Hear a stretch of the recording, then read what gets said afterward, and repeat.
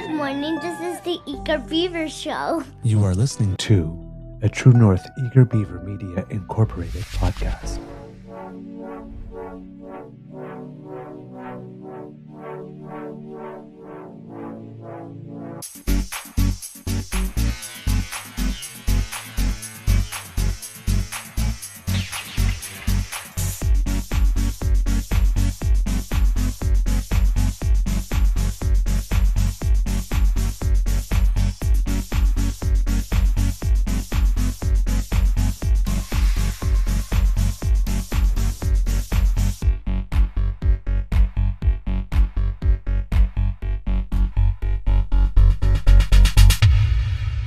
The True North Eager Beaver podcasts are proudly brought to you by our founding sponsors, the Miss V Mysteries from Corvid Moon Publishing, your source for science fiction, fantasy, and cozy mysteries featuring a broad diversity of characters.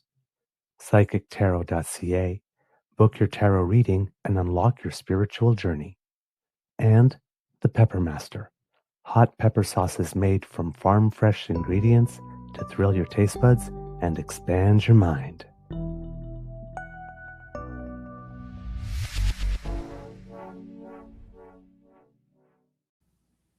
Well, good morning, kids and cubs.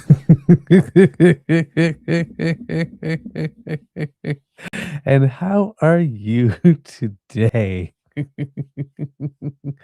I'm in a good mood. Welcome. See, I didn't even start my show the way I normally do.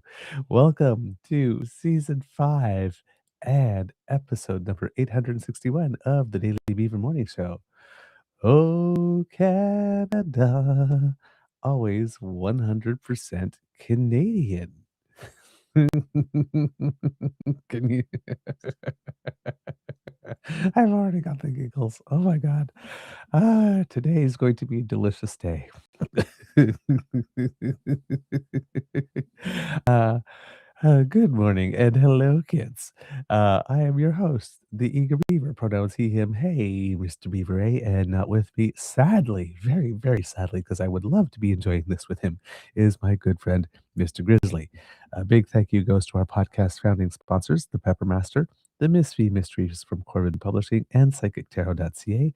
Kids and Cubs, how is your mental health today? I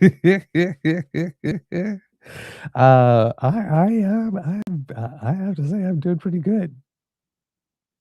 I'm doing pretty well. I have to say, a little underslept, um, but that's okay, because I went to bed happy. I got home from curling last night. We had a wonderful tie game against a team that usually gets the better of us right at the end. So we played very well, especially since we started down 5-0. We caught up very well. Had a wonderful end where we got to score 4 even, which was really nice. So which put us right back in the game. And so yeah, that was good. Felt really good after that. Got home and was decided to watch a little Paralympics, and decided then to watch a bit of tennis because Victoria Mboko was playing last night against Amanda Anisimova, who is slightly higher ranked, and Victoria Mboko had a pretty clinical win actually, which was rather impressive. So number 10 in the world beat number 6 in the world, and rather convincingly yesterday. So that was a lovely gift. And then as I was about to um, just do a little research for the show today, and set up the programming and all that kind of stuff, so that the link would be there before I went to bed and all that kind of stuff. There was breaking news of a very delightful kind for those of us um, who are a little unnerved by the precariousness of the world, and are rather annoyed that some of our political parties are not doing what they could or should in order to row in the same direction as the rest of the team, given the immediacy and urgency of the current moment. And considering that south of us, President Kanks McTaco Tits once again just trotted out the governor line. He had one of his uh, Truth Social screeds, like he's been having a lot of them of late. He has a lot of them in general, but of late in particular, given that the Iran thing is not working out so well for him. Um, Referred to our prime minister as the future leader of the 51st state again. And listen, we're going into Kuzma talks and all that kind of stuff. It's like, that's it, asshole. Just give us a reason. Keep giving us reasons. Keep giving us reasons. It's not like, um, it's not like it seems you have the cards these days. So it would seem, or at least not as many as you think you have. But go on, keep pissing off some of the nicest people on earth. See where it gets you. Um, but in that context, a lot of us are tired of that and don't like being constantly threatened, not only from south of us, but from within. In that, while you have a minority government and it could fall at any time, this is a time where a lot of people would agree that we need some peace and some stability. And I assumed that political peace and stability may have been something that the Liberals were intending to run on in the upcoming by elections. Well, yesterday, late at night, well, not late at night, but late into the evening, um, Don Davies, the interim leader of the New Democratic Party of Canada, may have scooped the Liberals when he made this announcement.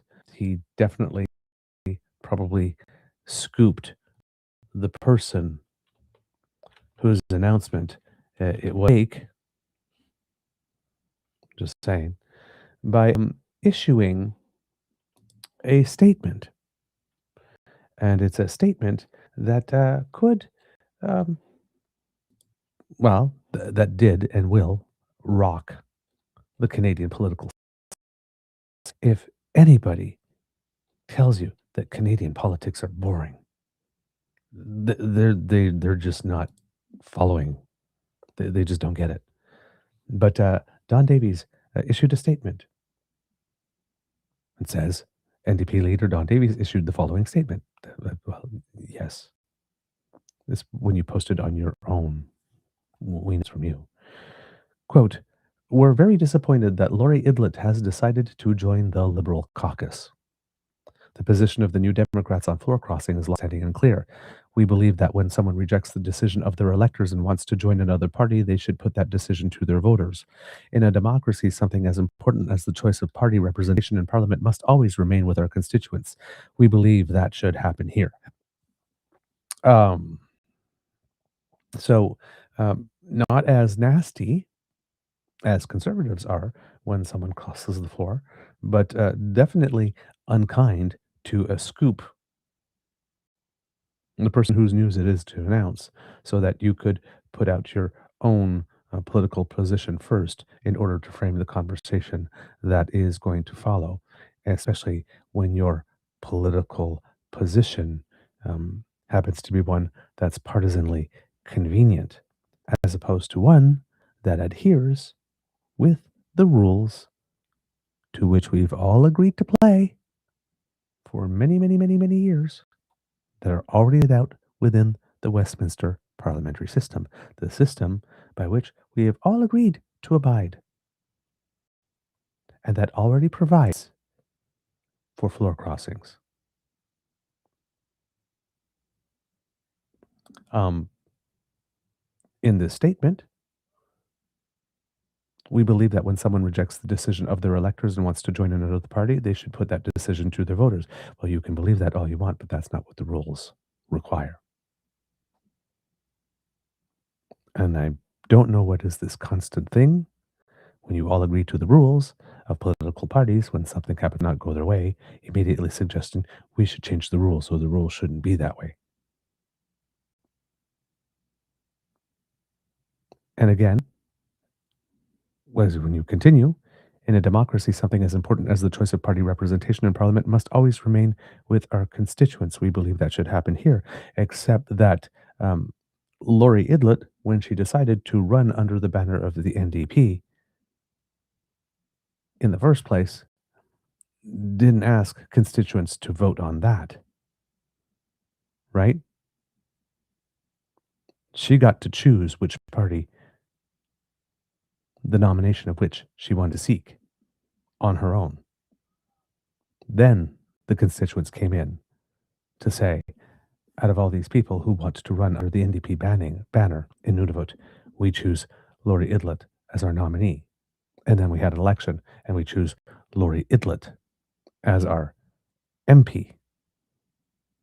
And I know that political parties like to say things like, well, party representation is important. Yeah, it's important for the party. It's important in terms of organizing people of like mind under a banner or a tent or something of that kind in order to make it easier to campaign and all that kind of stuff. Yes, but political parties are private organizations.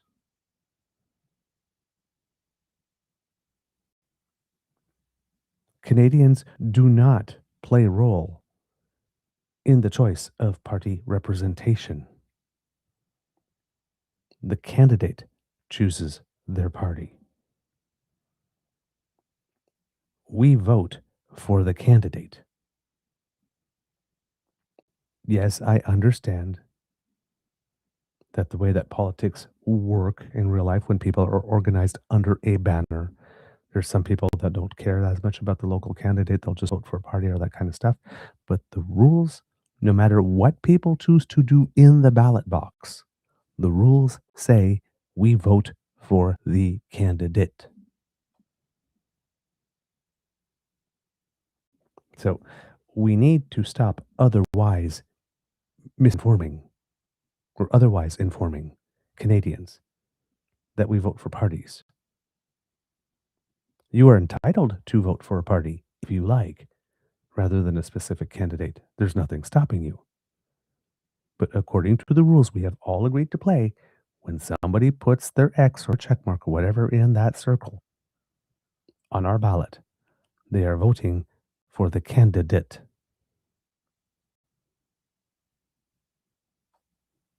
It has always been that way, and nobody's proposing that it be different, except for when someone crosses the floor.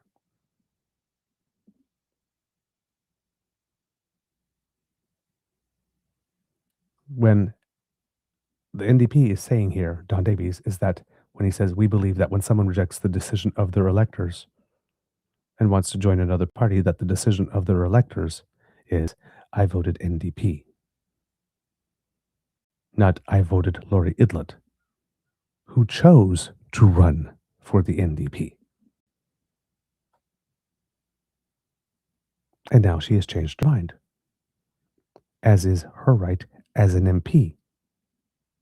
Because in Canada, when we have an election, the person who is elected automatically gets to occupy the seat, not the party. And when the person decides that either their party is not serving the constituents or listens to their constituents, and their constituents ask them to make a move or a switch, that is their power as an MP. Power that the voters who made them an MP have invested in that MP.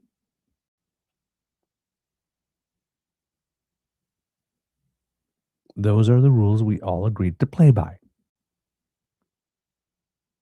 I personally really get annoyed every time someone pulls something like this.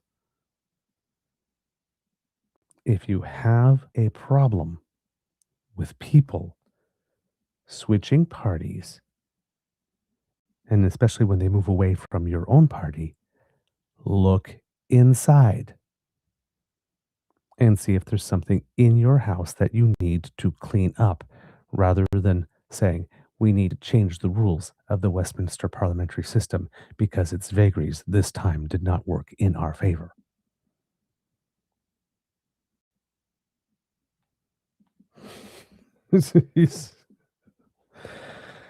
So, yeah. And of course, there's a lot of people out there, again, that are of the view, and there's been some public opinion polling, and so a lot of people turn around and says, "Well, public opinion polling says that people are uncomfortable with floor crossings." Well, okay, yeah, that may be the case, and that people say that we should hold, they should sit as an independent. Okay, let's say they should sit as an independent.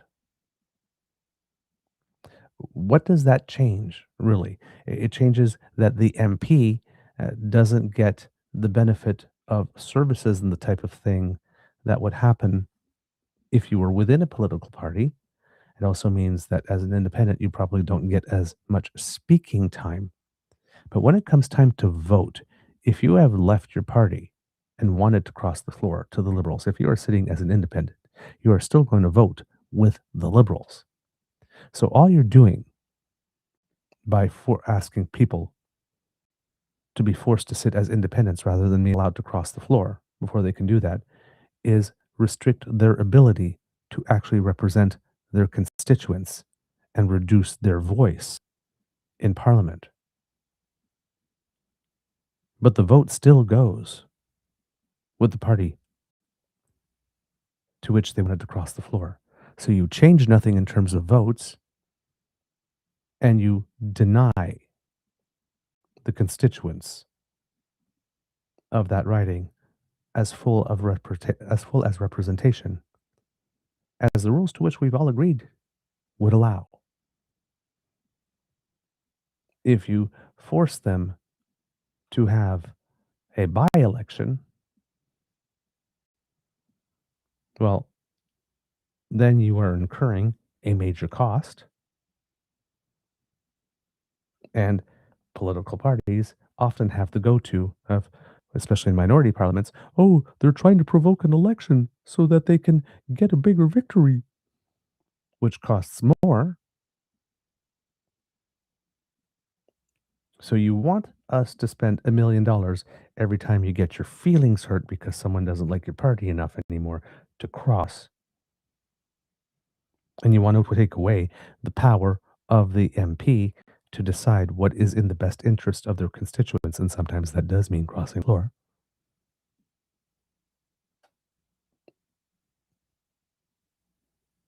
You want to incur that cost every time and want to inflict that upon the constituents. But if somebody has a minority government and let's say is 3 seats shy and decides they want to call a snap election because the polls are in their favor, well, no, they can't do that though.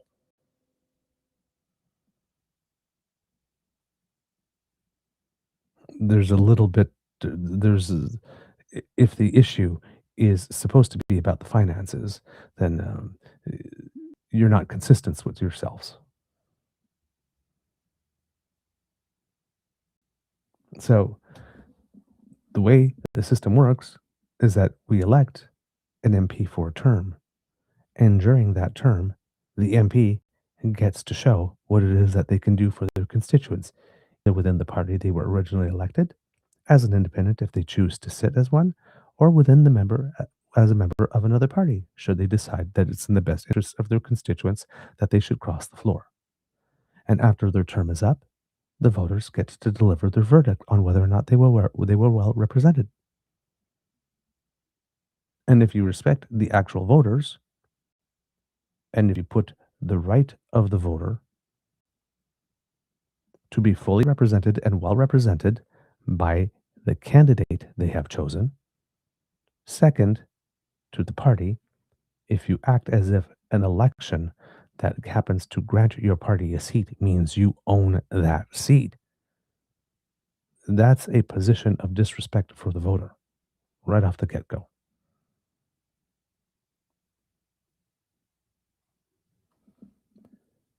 Floor crossings are allowed rather than complaining every time one happens.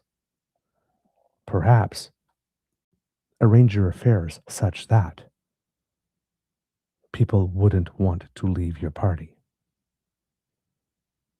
One. Number two, our Westminster parliamentary system is designed as it is specifically for situations like this.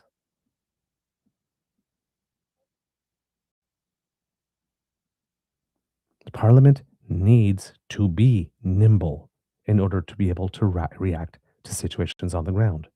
We have a very exceptional situation living next to a nation that is led by a man who appears to be rather trigger happy, constantly makes threats against us, loves to use this as his favorite punching bag, and may be actually losing whatever is left of his syphilitic mind.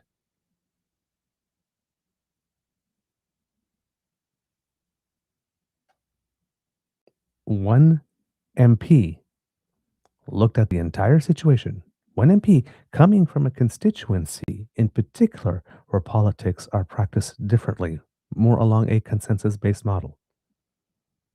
That one MP has said in the past, I believe it was around January 7th, that um, she had been talking to her constituents and that at least a significant number of them, enough to make her seriously consider it and actually have meetings with people on the other side,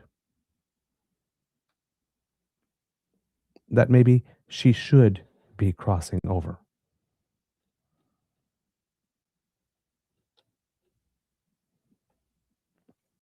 Back to January 7th. It's definitely weighed heavily on me, and I've had so many conversations with people. I just appreciate everyone who I've talked with, she said. What they've all said is whatever I decide, it will be what I think is best for Nuna Vumut.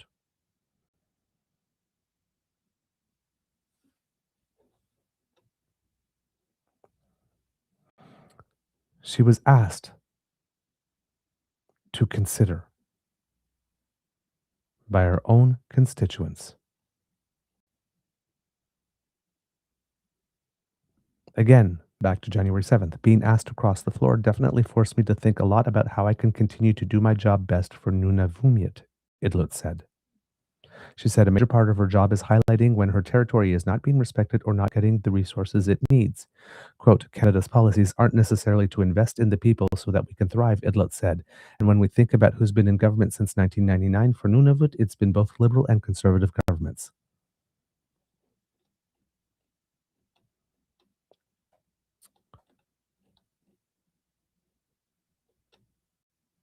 She said at the time also that she couldn't do a good job representing Nunavut if she were forced to vote in favor of violating Indigenous people's rights.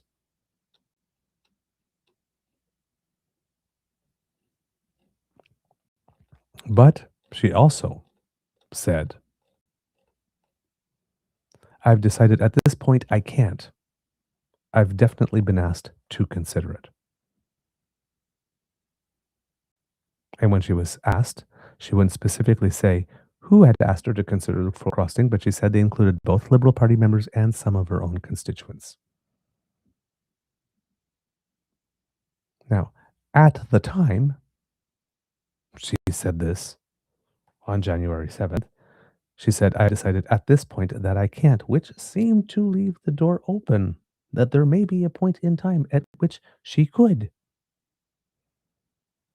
She did try to close the door on that a little bit at that time, but it would appear that the words at this point in that quote definitely did mean something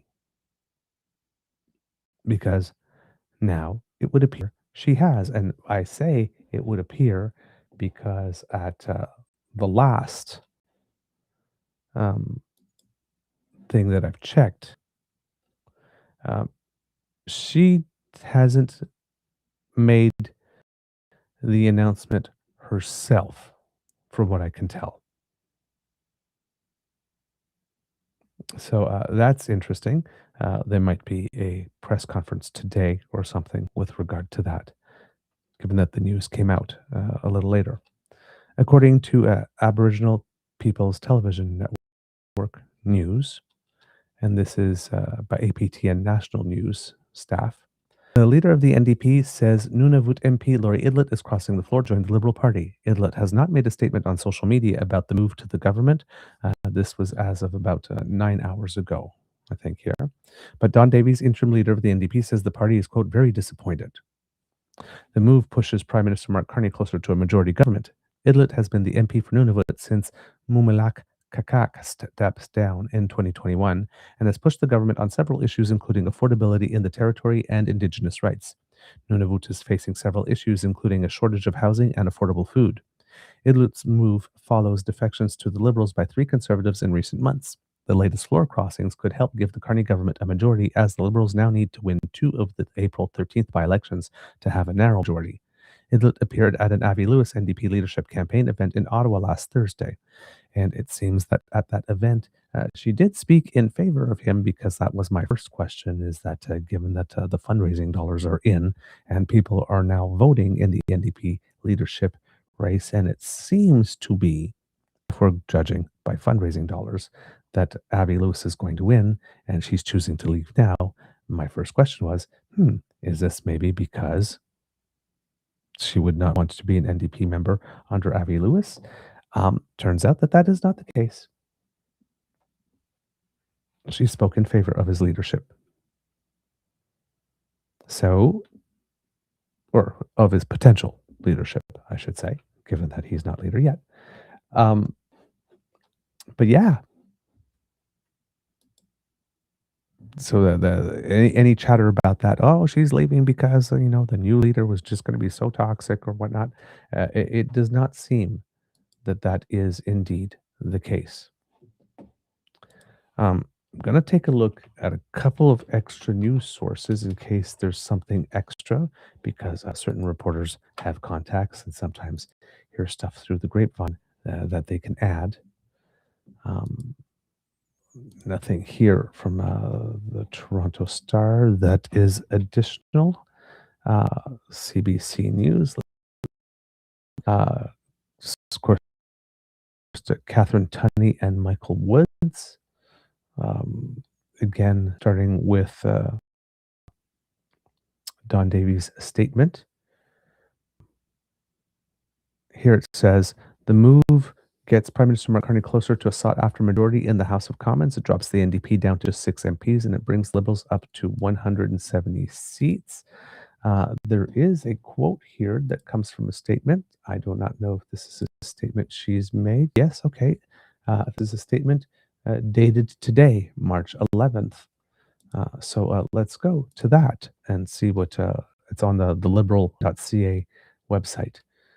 But it says here, today the Liberal Party issued the following statement from Lori Idlout, Member of Parliament for Nunavut. Quote, Nunavut and the North are central to Canada's future, and the rights and aspirations of Indigenous peoples must be at the heart of Canada's democracy. I have devoted my life to this essential challenge. I have been hearing clearly from Nunavummiut that this is a crucial moment for Nunavut and for all of Canada. With new threats against our sovereignty and pressures on the well-being of people throughout the North, we need a strong and ambitious government that makes decisions with Nunavut, not only about Nunavut. The success of that work needs all of our voices. That is why, after much personal reflection and encouragement from my community, family, and supporters, I have decided to join the government caucus to work alongside Prime Minister Mark Carney to build the better future that Nunavummiut are counting on. Our North is where climate change is first felt, where new threats to our security and sovereignty are growing, and where Canada's responsibilities to our people are among its greatest. As a Member of Parliament, I have always worked to bring Nunavut's priorities into national focus, especially ensuring the immediate needs of Nunavut are addressed, and so that we can confront the high cost of living, the urgent need for housing and food security, the importance of protecting our land and waters, and the need for policies that reflect the culture, language, and rights of Inuit and Canadians all throughout the North. Mark Carney is our first Prime Minister from the North, and at this turning point in our history, I am ready to work with him to build a strong future for Nunavut and for all of Canada. And then there was an additional statement from Kurt Ejisiak, the director of the Liberal Party of Canada in Nunavut. Quote, "We are deeply excited to welcome Nunavut's Member of Parliament and devoted community leader Lori Idlout as the newest member of Prime Minister Mark Carney's team in our Liberal caucus.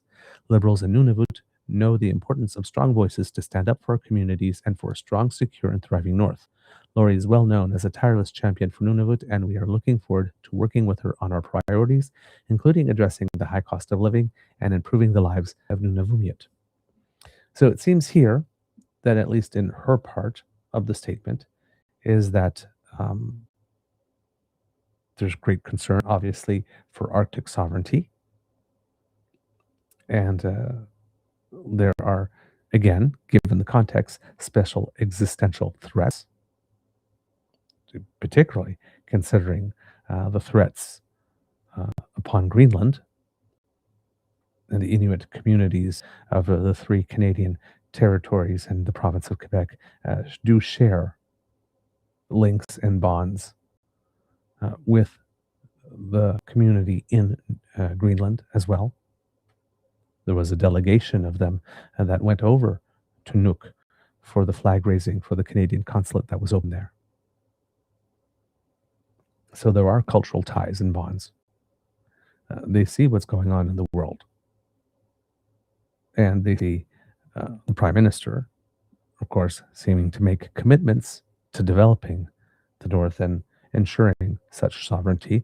They've also seen the announcement of a first university that's going to be in Arviat. So perhaps with these developments,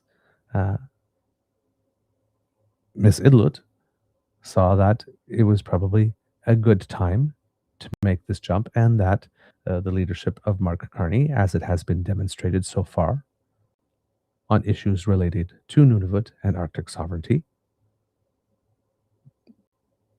was maybe a good jump.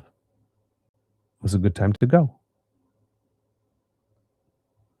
Maybe she has more assurance now that her voice will be heard.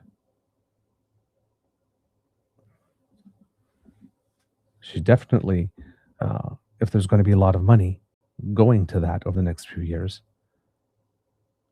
probably, I can see it very reasonable that someone might think, hey, given that our entire territory only has one representative and there's going to be a lot of decisions made for us, maybe I should be at that table to make sure that those decisions for us are actually about us.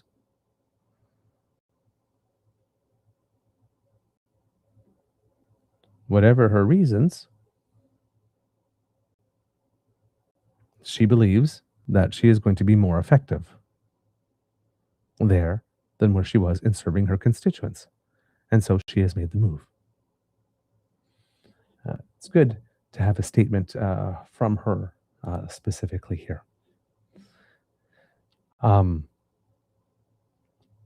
So it says here that Idlout has represented Nunavut in the House of Commons since 2021.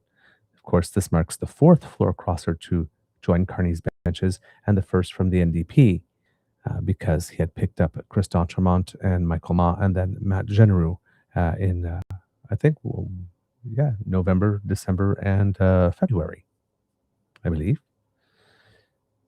So the Prime Minister now needs 2 more Liberal MPs to reach 172, which would give him a majority in the House of Commons. Of course, we have 3 upcoming by-elections.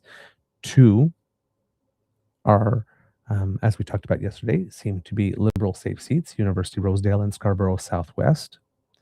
And the third one, Terrebonne, was the one that was posing a bit of a question mark because it is a bit more of a Bloc stronghold, and we didn't know how parties were going to compete there, whether the Bloc was going to campaign on you need to vote Bloc to prevent having a Liberal majority so that we can still have a say in what it is that happens in our province, or we don't have less of one, let's say.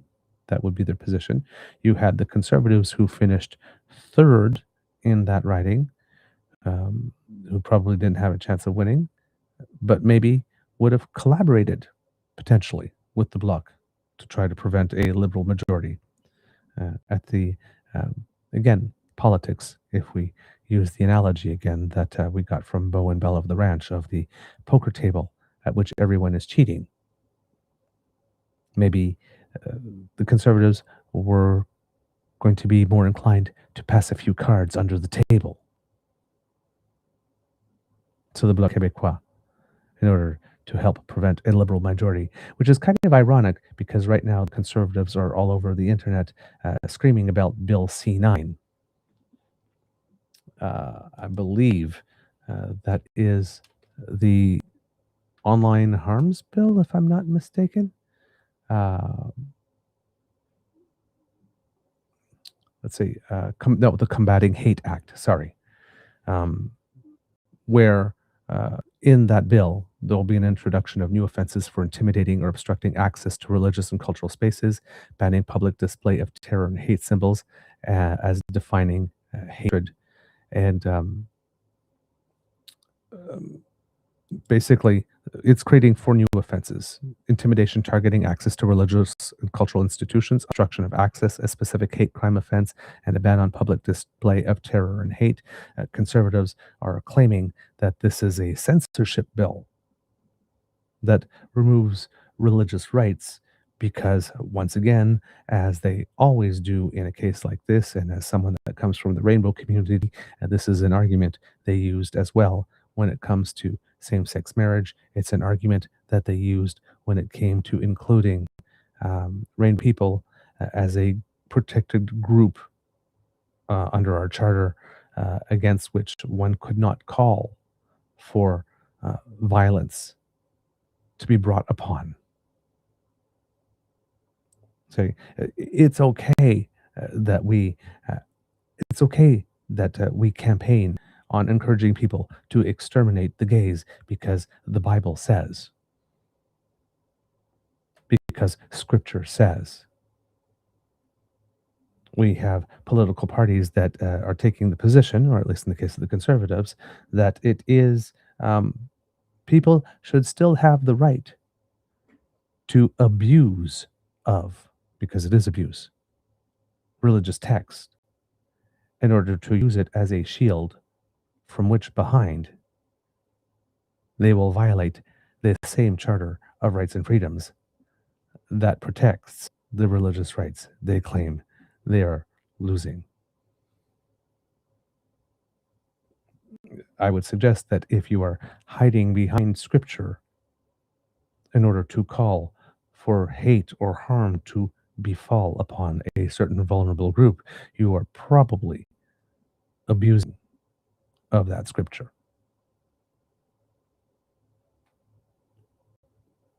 And when it comes to that, because in Quebec, of course, they're on that whole secular society thing.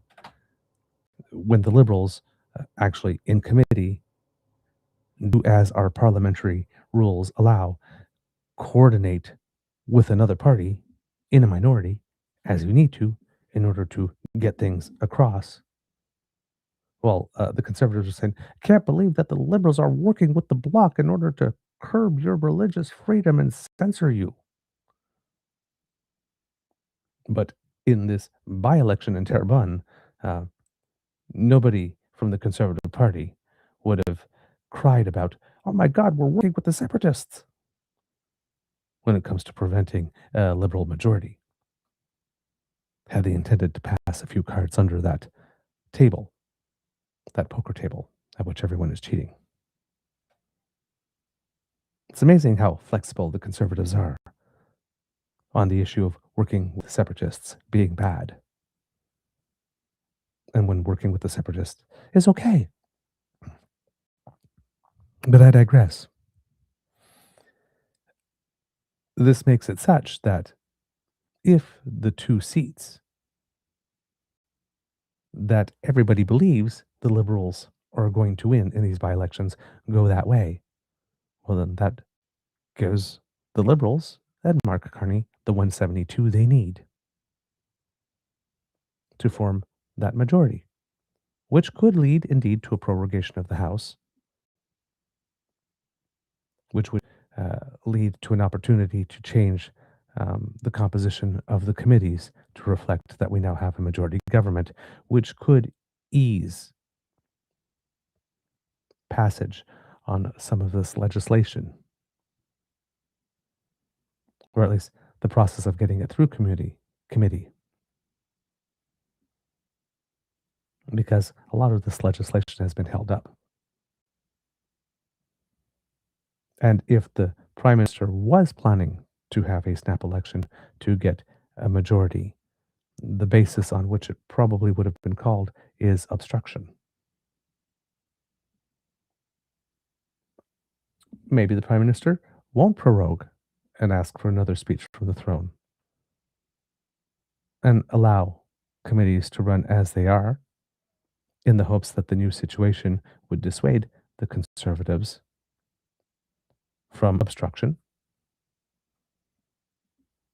and then prorogue if the conservatives were not cooperating, because now it becomes necessary. We'll know.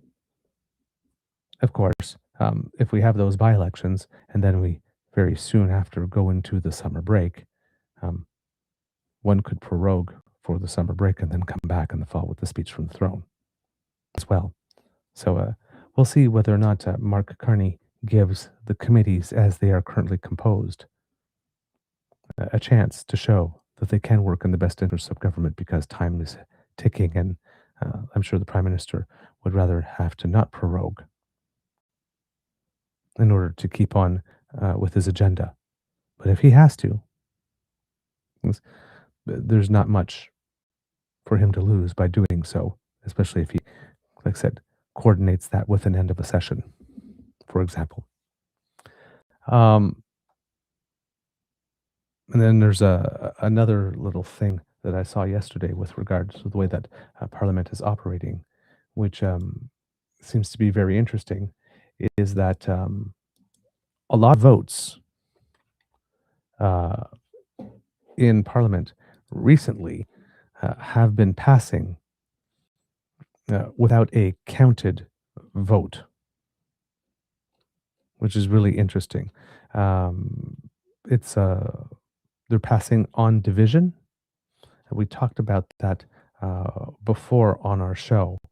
Uh,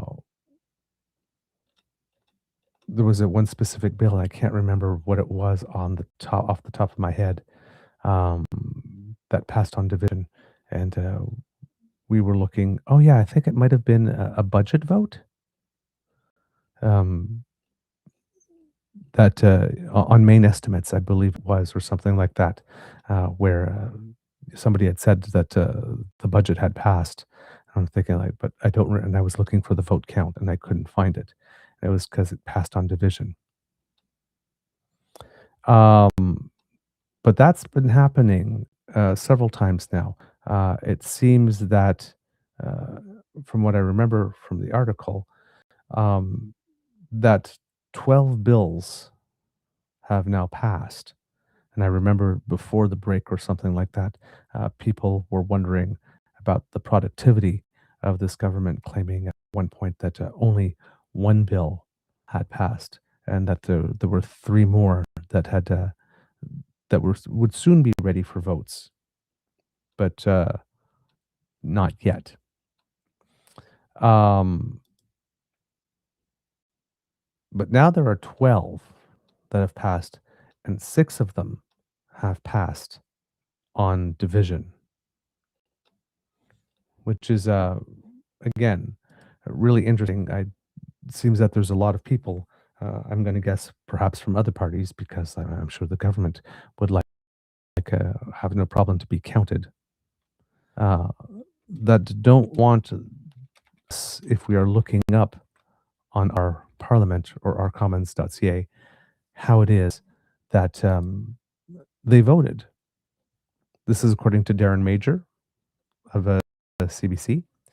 MPs don't officially have to vote in order to pass bills in the House of Commons, and it appears to be happening more frequently than usual this session of Parliament.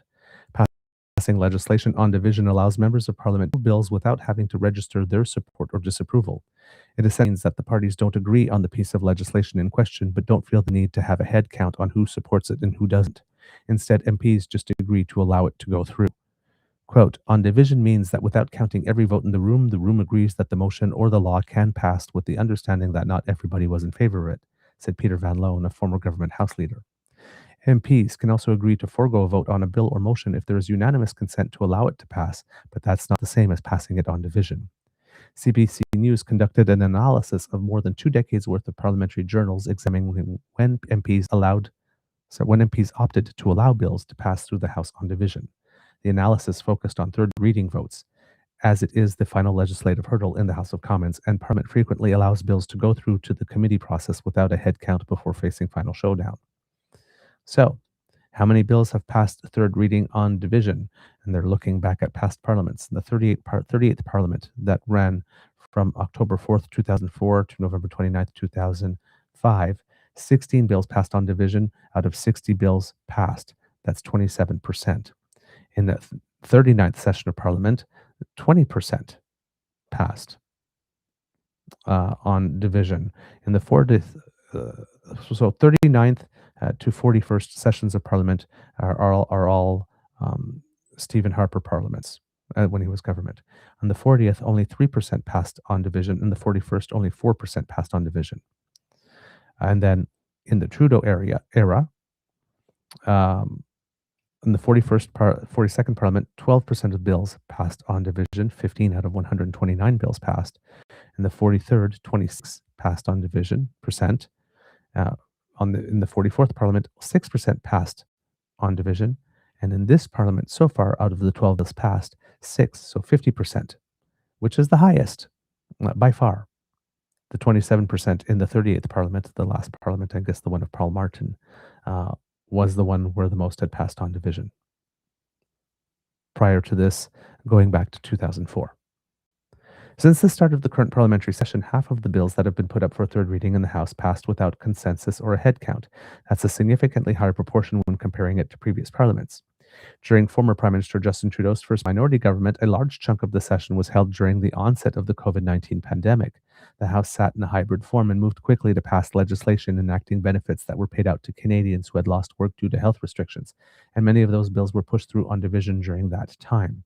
So that would explain why in Justin Trudeau's term, he had his first term was 12% passed on division, and his last term 6%. But yeah, I guess that's 6%. But in the second term, which went December 2019 to August 15th, 2021, when we were at the apex of the COVID stuff, 26% of them passed on division. But a lot of that, again, was to pass those measures through quickly in order to save time. Still, only about a quarter of the bills that passed at third reading during the 43rd Parliament did so without a standing vote. The current makeup of the House of Commons might explain why the parties are more frequently foregoing a head count when there's a disagreement on a bill. The Liberals are just a few seats shy of a majority and need the support of other parties to pass their legislative agenda. At least two of the bills that have passed third reading on division, the Budget Implementation Act and December's supplementary estimates, have been confidence votes. If a head count had been taken and the Liberals lost, then the government would fall and Canadians would likely be heading to the polls for the second time in the span of the year. So I believe the one that I talked about was the December supplementary estimates, when I was looking for the vote on that to see if anybody was going to hide behind a curtain. And it just like the news was just there. Oh, the supplementary estimates passed. Well, what was the vote? Oh, no recorded vote because it passed on division. And they did the same thing with the Budget Implementation Act. So the Conservatives didn't want any video of them saying yay or nay to these two pieces of legislation. Interesting, since the Conservatives love to use the House of Commons as a backdrop for clips. CBC News reported last month that the Conservatives and Liberals have been working on potential deals that could prevent both gridlock in the House and other election. Van Loan said allowing confidence bills to pass on division is a convenient way to allow opposition parties to register their objection without risking bringing down the government.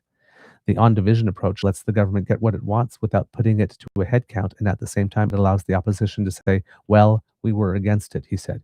Yeah, just not against it enough to have your name put right next to a vote and to have video of you voting against it. But you were against it. Wink. The Liberals came within a few votes of falling last fall during a budget motion. No recognized opposition party voted in favor of the budget at the time, but a few MPs skipped the vote to allow it to pass.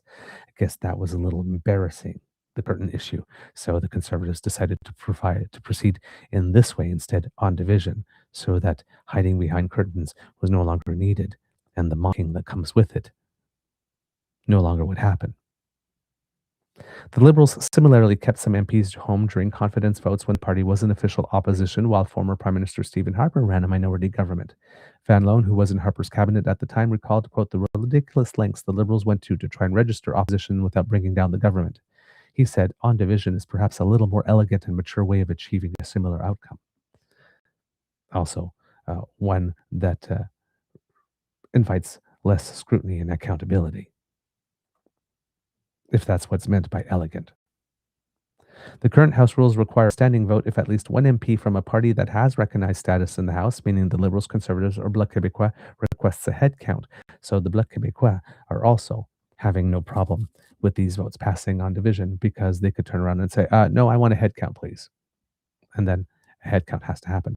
So again, the Conservatives and the Bloc Québécois seem to be cooperating on allowing Bloc's bills to pass on division.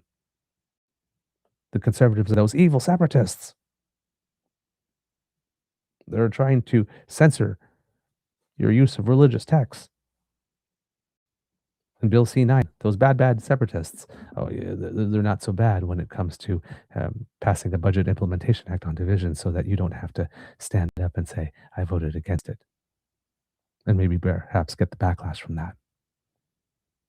Other bills that have passed on division this session appear to address issues where Liberals and Conservatives have some agreement, such as bail reform. Did you know the bail reform bill passed? The one that the Conservatives claim to have so much trouble with? The border security bill and an income tax cut. The Bloc, for its part, might also be in favor of some of the government's bills or otherwise doesn't feel strongly enough to push the issue. But Green Party leader Elizabeth May has repeatedly objected to the major parties not allowing her to register her opposition in a recorded vote, particularly when it's a confidence matter. May called the repeated use of the on-division tactic, quote, an abuse of parliamentary democracy.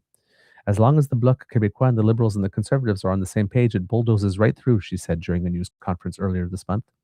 Interim NDP leader Don Davies registered similar concerns when he wanted to register a no vote on the throne speech, which passed on division in the spring. Van Loan said the use of on division passage can be a useful tool, especially when a community is voting on a bill line by line before sending it back to the House. The former cabinet minister also said using the on division tactic at this specific moment is significant because parties are trying to show that Parliament is functioning. Quote, I think we're in an environment where Canadians are looking to see where possible the government function and the parties work together to let business happen, he said. May suggested reverting to pre-pandemic rules when a headcount was taken if 5 MPs requested one, regardless of their party's status in the House. New Democrat MPs and Green MPs might indeed want a recorded vote so that our voters know where we stand on legislation, she said. And we should have a right to know where our elected representatives stand on legislation. But it seems that collaboration is okay there with those very evil separatists, according to the Conservatives.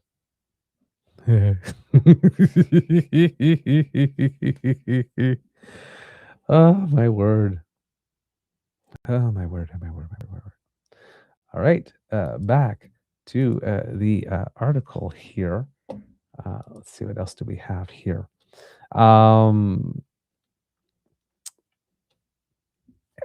we have to remember, and because the article reminds us here, late last year, Carney told CBC News a, quote, spectrum of MPs are enticed by his brand of government, suggesting MPs from other parties were open to joining his party. And this is the article that says, just last Thursday, Idlout spoke in support of NDP leadership contender Avi Lewis at a rally in Ottawa. So it has nothing to do with that. But yeah, this definitely um, changes a lot of things, and it also mutes a lot of things. There's going to be some railing, particularly for from the conservatives.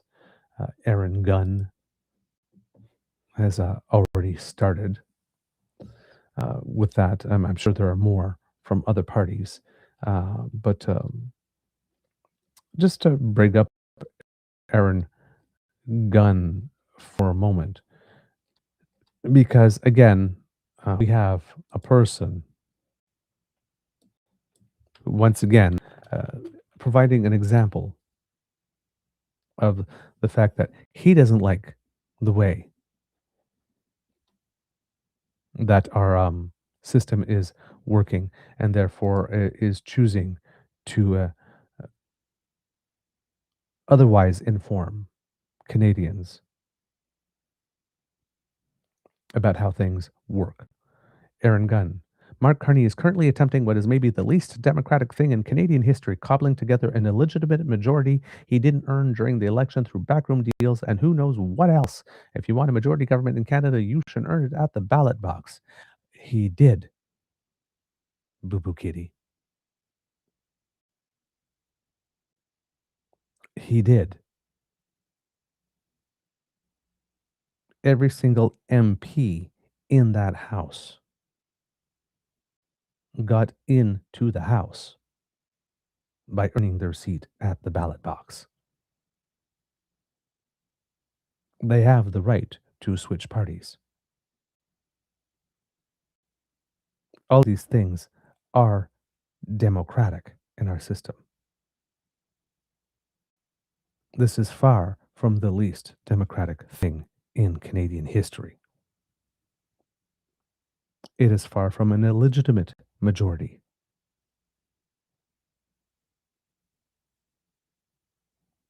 And when you say he didn't earn during the election, none of us vote in an election on whether or not we want a majority or a minority. We are not asked that question. The question we are asked is, do you want this individual to occupy that seat?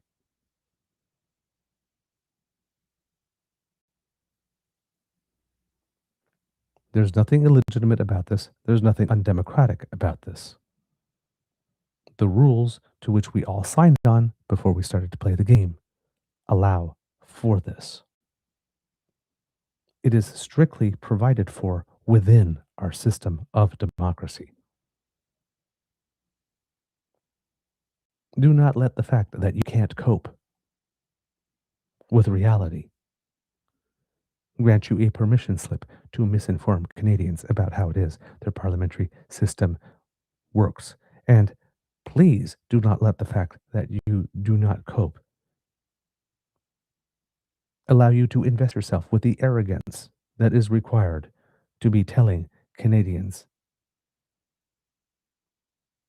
how you think things should be working just because the rules did not work out in your favor this time.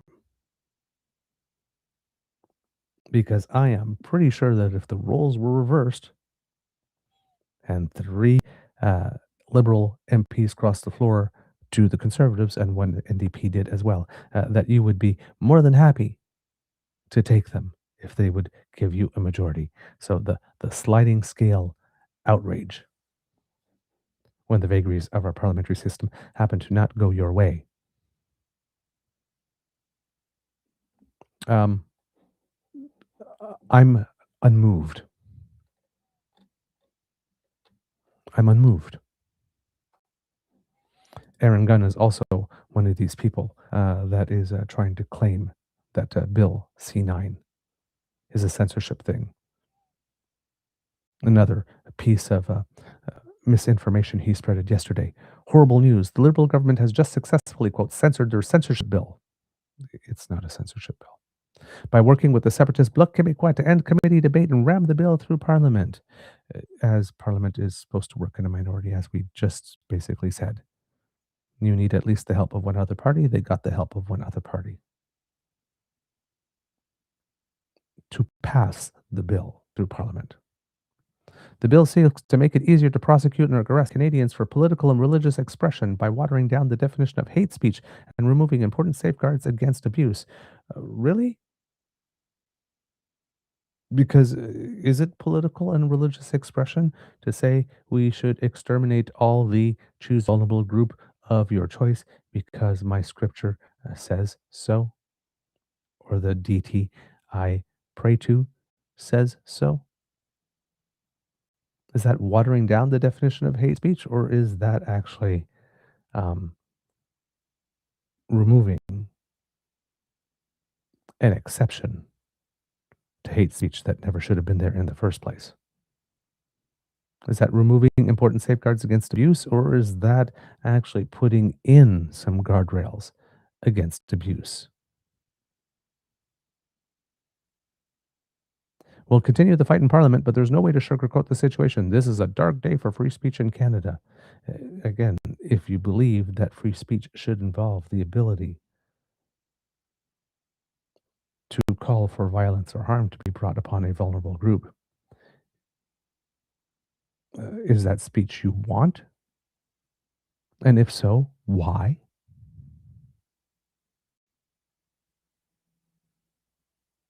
And those might be some uncomfortable questions, Mr. Gunn, that you are asking people, inviting people to ask you, and for which I'm sure you do not have an answer. But yes, Aaron Gunn.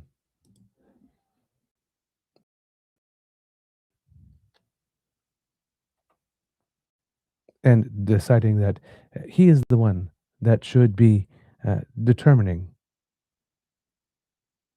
how majorities should be formed in our parliamentary system. They should only happen as I prescribe them, not according to the rules we all agreed to play, Aaron Gunn is saying here. Not the best look.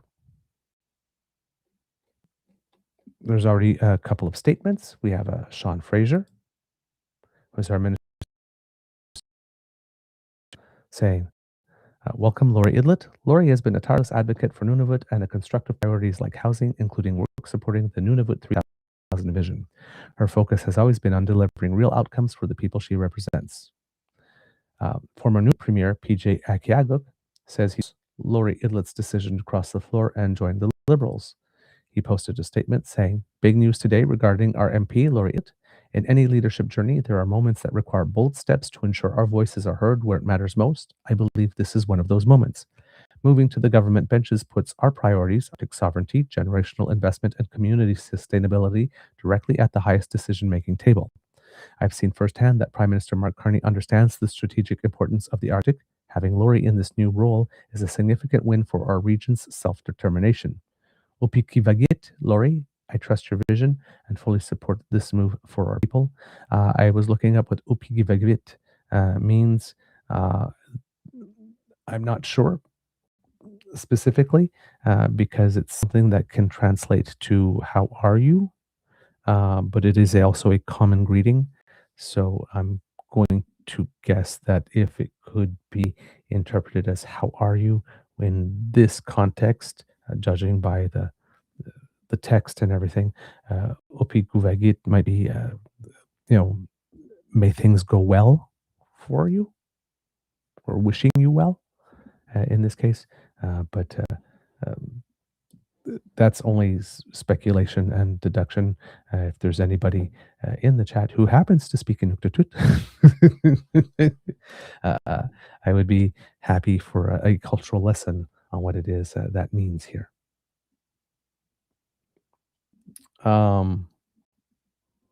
Yeah, Gray speech is life here. Larry Brock has been meeting with seniors of church groups, scaring them about censoring the Bible. Yep. Fear, fear, fear, outrage, outrage, outrage. Fear, fear, fear, outrage, outrage, outrage. It's the two buttons that they know how to press, and they press them a lot. Let's see what we have here. Kit Carroll, I grew up with an Aaron Gunn. He had a very big head, too big for his body. Okay.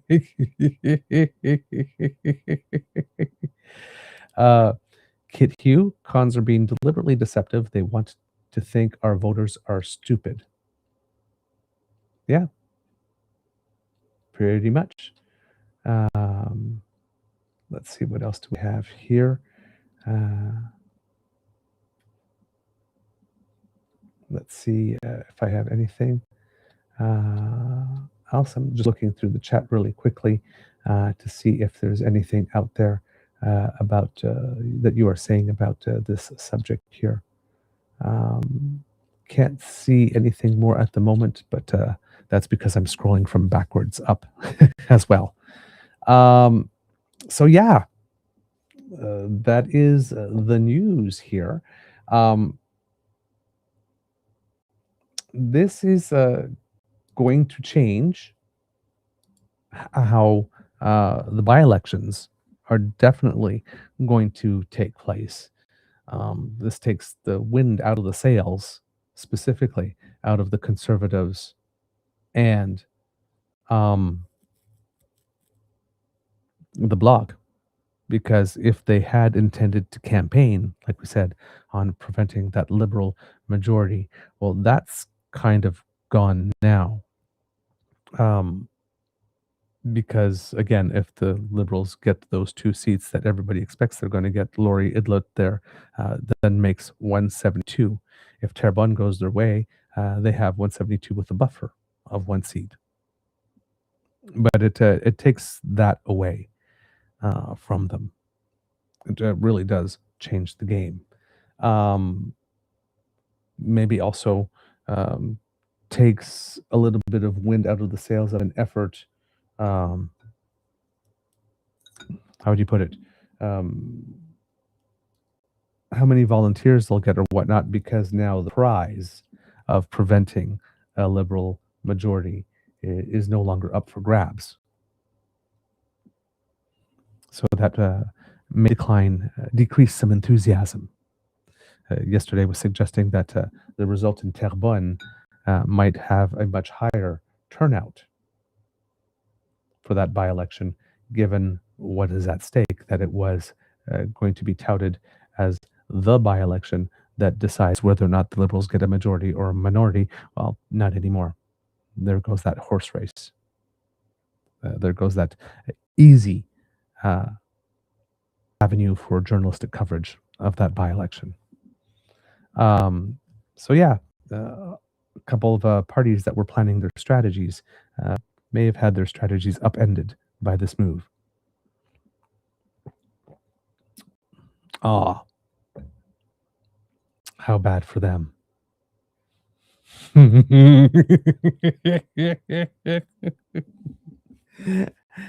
being petty. Couple of other comments that might be out there. This is for people on our Facebook page. Lori says, see, I'm of the opinion that party affiliation should be secondary. I realize that most people probably vote for the party and not the person these days, but in theory, MPs are supposed to represent their constituents. The people should be voting for the person that they think will best represent them.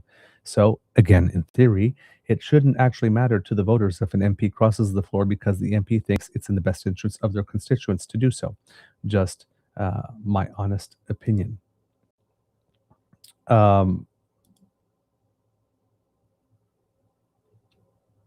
A difference opinion here from Kit John.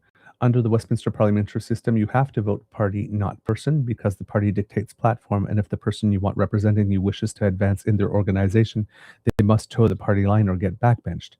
This is why there is option to cross the floor. If your constituents would be better served by Agenda A rather than the one of your party is pushing for, or if you have tried to sway your party to a different position and they will not listen, you find what party will allow for better care of your riding by your best estimation and join it. Or as it seems to be the case for our current Conservative Party, if your leadership is too myopic and domineering to listen to voices asking for course correction. To change the way the system works is a huge undertaking that is hampered by it being the very mechanism that brought those that would have to do the work of changing it to power to begin with. This is a catch-22. So similar opinions, but this one a little more based in a real politic here. Kit Rupinder. Lori knows that non-dependable politicians, that's his mock name for the NDP, are opportunistic conservatives dressed in orange. They've propped up predatory conservative governments like Harper's more reliably than conservatives themselves. NDPers will knowingly run candidates in ridings where they have zero path to victory solely to siphon votes from slightly less progressive liberals, clearing the runway for regressive reformers to take power. It's sabotage disguised as principle. The res uh, so yeah, there. And Kit Adam, NDP are turning into crybabies like the libs and cons. So that's a particularly unhelpful comment, because if everybody is a crybaby, then you still got to vote for one of the crybabies. So, and they've got the seat until the term is over. So, I guess you can just say everybody's a crybaby and have that cynical view. We'd have some crybabies, no doubt, but I guess everybody is a crybaby is a little bit. So yeah, in a context of turmoil and upheaval, we probably have just been granted by Lori Idlout 3 guaranteed years of more uh, political peace and stability. It will be very interesting to see what happens to Pierre Poilievre now, because um, this can't be good for him. Uh, Also, when it comes to comments like those by Aaron Gunn, the fact that of the four floor crossers, we have floor crossers from 2 different parties and not just one. That we have 3 men and 1 woman. That we have 2 people who are visible minorities, one of whom is indigenous. The only thing, there's a lot of boxes being checked here. The only thing that Mark Carney hasn't had yet, if we don't count Matt Generou as being a francophone, is a francophone, either from Quebec or somewhere else in Canada who identifies as a francophone, Franco-Canadian or Quebecois. But should one of those happen too, and again, there is still the opportunity for more floor crossing, particularly now if the Conservatives uh, caucus doesn't take the hint, because I'm sure that Pierre is now scrambling to make the case that, well, see, we don't need to have a leadership convention now. Now we got 3 years to let me keep on doing my thing, and Mark Carney will surely slip up at some point, and then we'll get him. Which is probably the work that he's already starting to do behind the scenes. But the fact that a full spectrum of people have crossed makes it a whole lot harder to claim that this is illegitimate.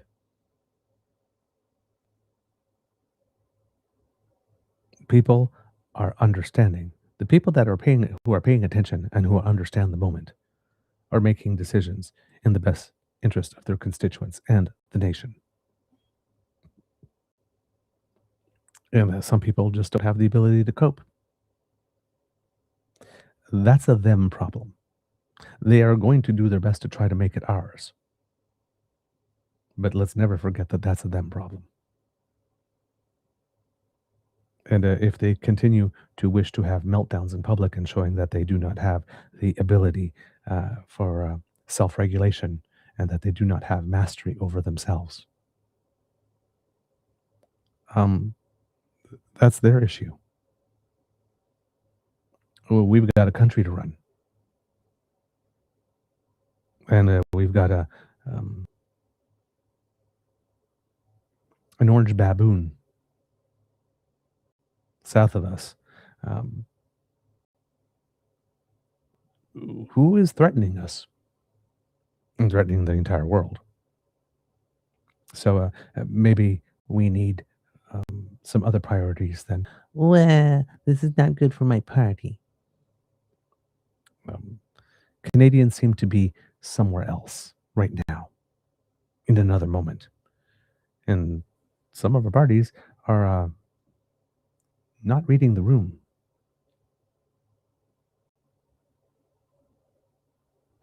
Um,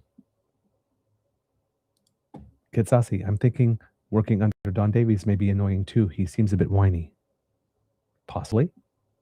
Could be. But I mean, uh, his interim leadership is time sensitive, right? March 29th. It's done. So, there were only 18 more days to go. I've had enough. um, Carol, no, Carol, this can't be good for the NDP. I don't suspect that it is. Yeah, Kitsasi. The NDP needs to come up with solid policies, not just screeching about Gaza, Israel, and other international things that are bad, but not affecting Canadians' affordability and development to bring jobs. Yep. Kit Nona Carol. NP is going to fold and Lori knew it. That's possible. Kit Linda. Here. I kind of think it's a bigger story that the NDP is down to 6 seats. That is also, indeed, a very big story there. There's going to be more fallout. There's going to be more fallout. It's going to be interesting to see how the candidates for the NDP leadership use this development in the final push now that voting is open for that race.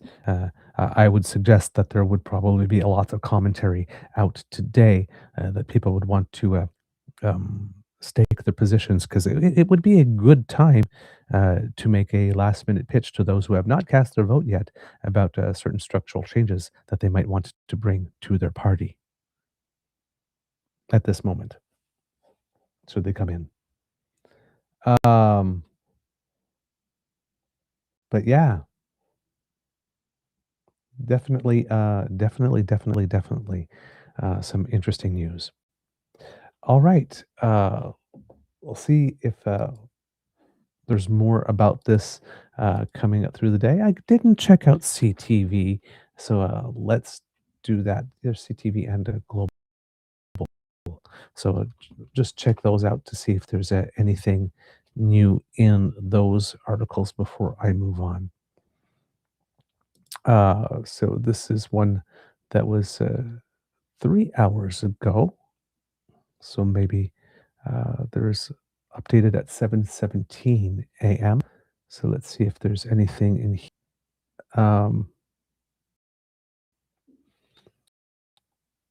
So this one just gives a little bit civics here, saying that the Liberals would have a 172-seat majority, even if they only win 2 of the 3 seat contests, but would still likely rely on opposition support to pass legislation. Speaker Francis Scarpellegia, a Quebec Liberal, only votes in the event of a tie, and traditionally the Speaker opts to maintain the status quo as an impartial figure. That means historically the Speaker would not vote to pass new legislation, but would side with the government on confidence votes. So that's about the only additional bit there.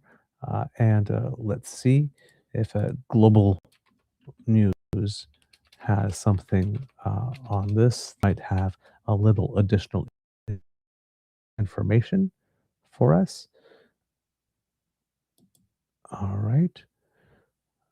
Oh, even BBC has picked it up already. So updated 7. So there might be something new here. Here's the quote from her statement that has come up. The thing about Don Davies, BC Liberal MP Talib Noor Mohammed welcomed to the Liberal fold in a post on X Tuesday night and said he looks forward to working with her. That's literally what the post says. Welcome to the team, Lori. Looking forward to working with you.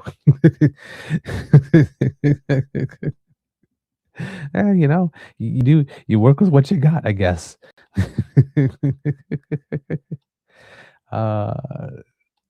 And just looking through here.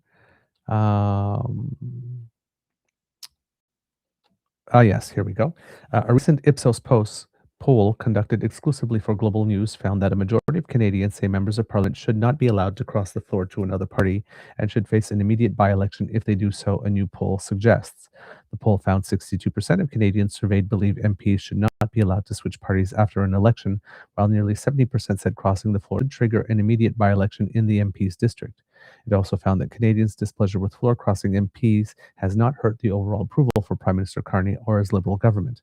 In fact, those approval numbers have gone up since last year, with over one-third of Canadians saying they are even more supportive of Carney after 3 MPs left the Conservatives to join the Liberals in recent months.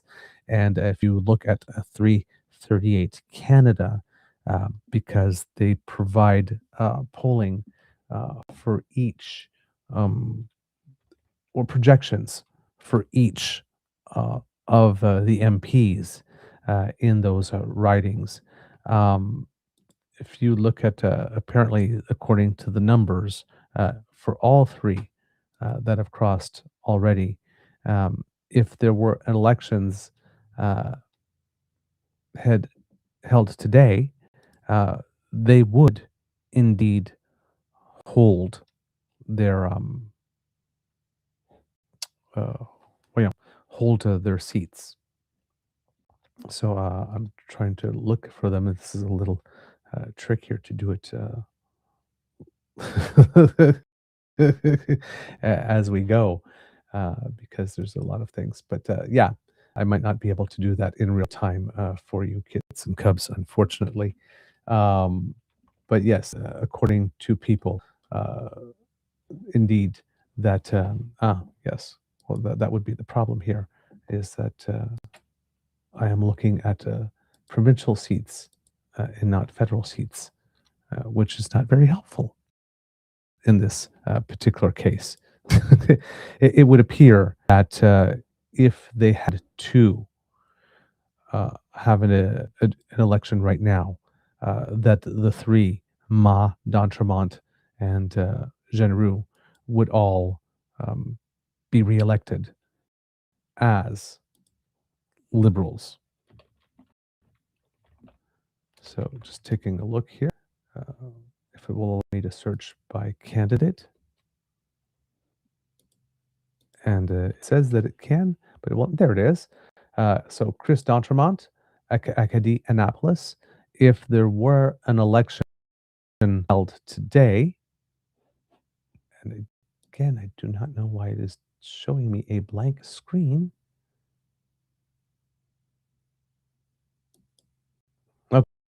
Okay, clearly this is Kits and Cubs, showing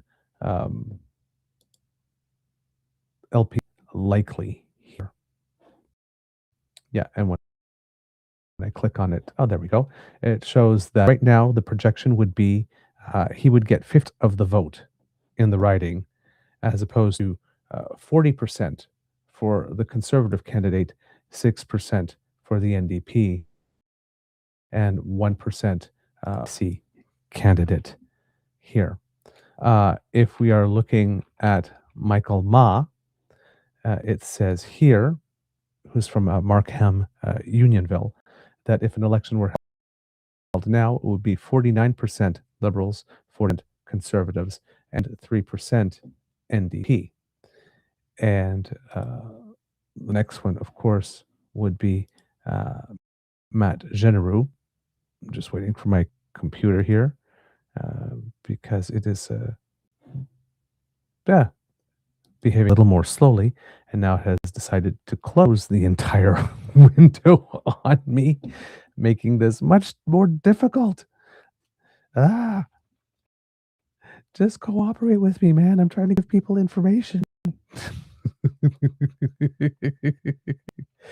So yes, I have to stretch for a second here. There we go. Genereux, Edmonton Riverbend, and in Edmonton Riverbend, if there were an election today, Matt Genereux would get 49%, the CPC candidate would get 43, the NDP candidate 5, and the PPC candidate 1. So it seems that their constituents are okay with this. And this is the thing. I understand the concept. People wanting to have those that decision passed to an election or to a by-election immediately. But again, you're asking people then to vote when they are the most uh, upset, right? Making an important life decision when you are upset is probably not the best time to make it, because here we are a couple of months or a couple of weeks in some cases after which these MPs have done this thing. And already, let's have an immediate by election, and they would only be returned. So, yeah, um, people don't like it. And maybe those who do vote for the party rather than the person um, would like an opportunity to express themselves. Yes, um, people would probably prefer things that be more, um, don't want to say cleaner, uh, but more obviously decisive. When we have our federal election, the results are what they are, and that's pretty clear. Yes, floor crossings do add noise. They do add noise, but again, it is legitimate. And in this particular case, because the minority was so large, or the path to a majority was only such a few steps away, that the reality of uh, a government majority government being achieved by various floor crossings is rather novel and unique. No doubt about that.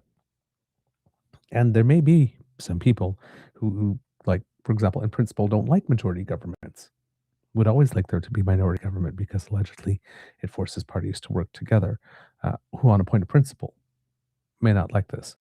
Um, all of these are legitimate opinions, right? There's no need to like floor crossings, but there is nothing wrong with wishing that if Mark Carney had achieved a majority, that it would have been achieved uh, after the election itself, and it would have been clear. Nothing wrong with that. But we also shouldn't be, just because we don't like that a majority has been achieved through floor crossings, or that we're a little less comfortable with it than had it been a clear decision coming from, again, voting for your candidate of choice in an election, letting the seats fall where they may, and that ending up as a majority. Because, and even then, we have problems with that, right? Because people who want proportional representation says, "Oh my God, I can't believe we elected, they got 39% of the vote, but that gave them 50% of more 100% of the power." Right? This is not the first time that we have people expressing displeasure with the way that the results turn out, even when just let the seats fall as they may after the votes. Um, you know, the fact is that this is entirely democratic, and to claim that it is not is misinformation. This is entirely legitimate. To claim that it's not is misinformation. It's not illegitimate and undemocratic just because it is not, you don't like it, or it's not your preferred way that this should happen. Again, we need to tone down the rhetoric. And again, for the conservatives in particular, a party that to wants itself to be considered a serious party, when you are taking these completely unserious positions on things, it doesn't help your cause. And again, I would suggest that if 3 MPs from your party have left, yes, you can blame for crossing, you can claim dirty backroom deals all you want, but there's still an odor coming from your house that you might want to deal with. Or not. So, yeah, It will be interesting to see how this affects the NDP leadership race, whether or not some people come out and try to make some positioning while the vote is happening. It will be interesting to see how it affects the Conservatives, whether this will be the nail in the coffin that finally convinces the caucus that they need to override the decision of the delegates at the recent leadership convention. Because the Reform Act doesn't make this possible, because even without the Reform Act, at any time, members of a caucus can ask to have a vote from within on removing the leader.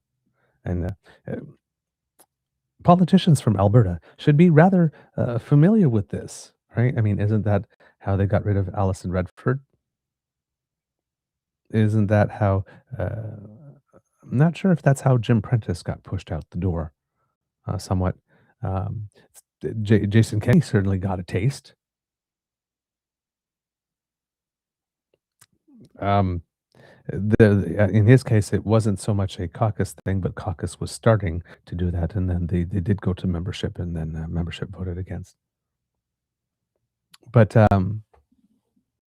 yeah, a good old fashioned caucus revolt is permissible, whether you have a Reform Act or not.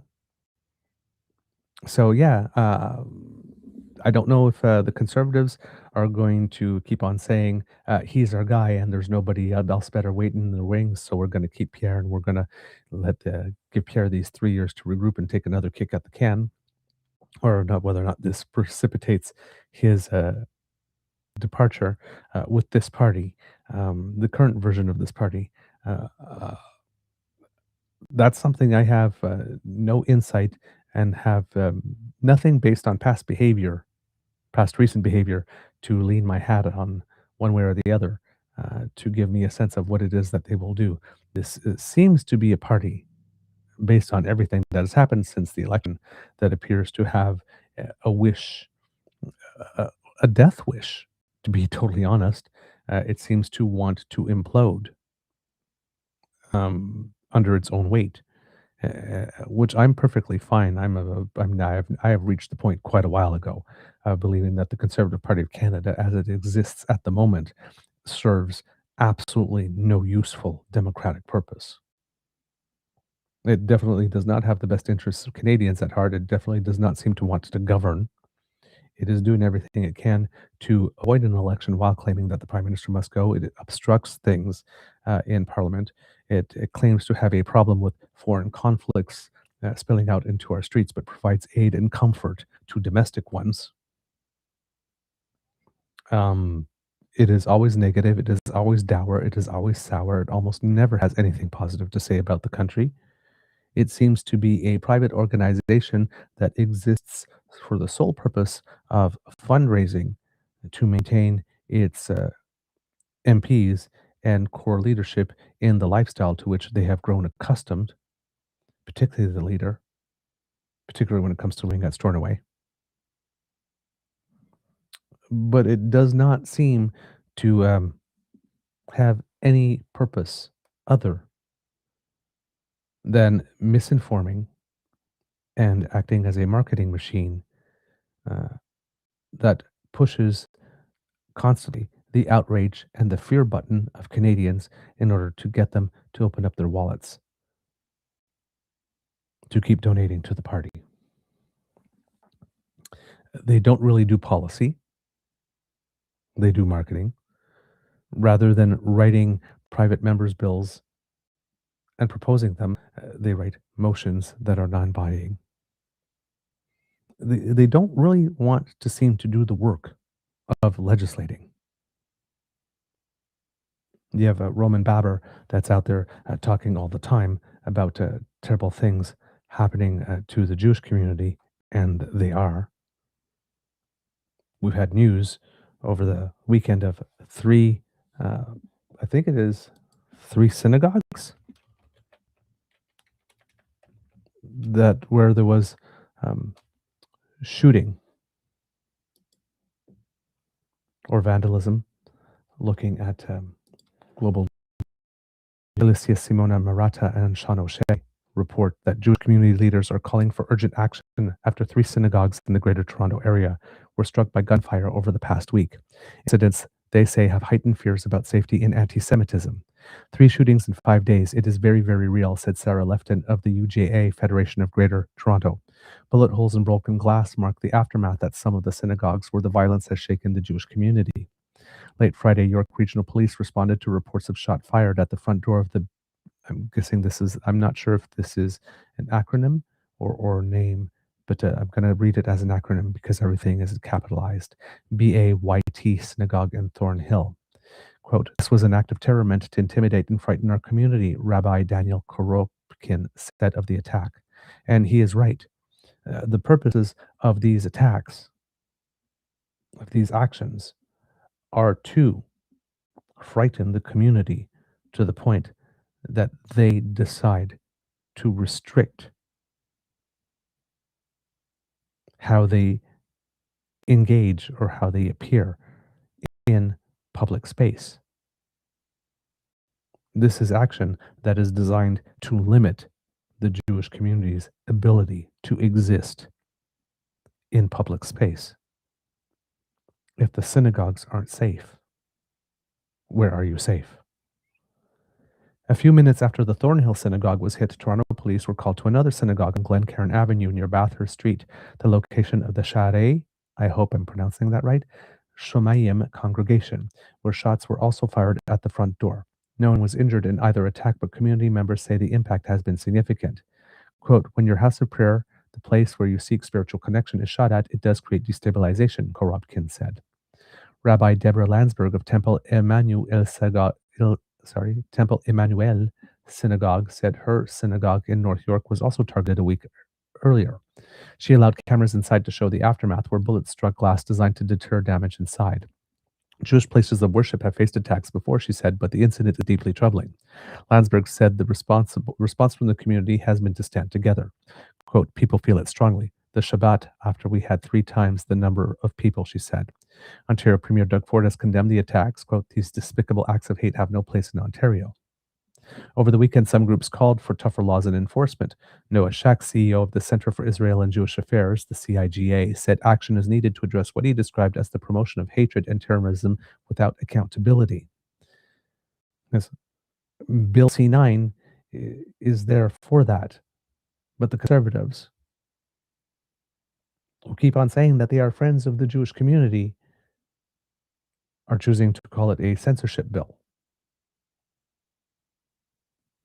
The Conservatives, who again, I always remind us, who claim to be in full support of the Jewish community in Canada, but when it comes time to vote, does not vote to fund a Holocaust museum or a Jewish community center that liberals have proposed.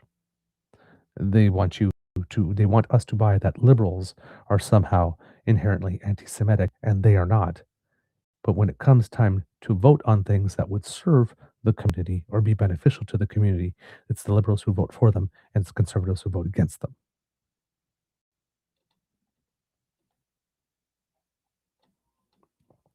Canada is at a crossroads, Shaq said. We're not going anywhere, and we need every Canadian of conscience to stand up with us for our fundamental Canadian values so that we can ensure that Canada, the Ontario, and the City of Toronto that we want to see in the future comes to fruition.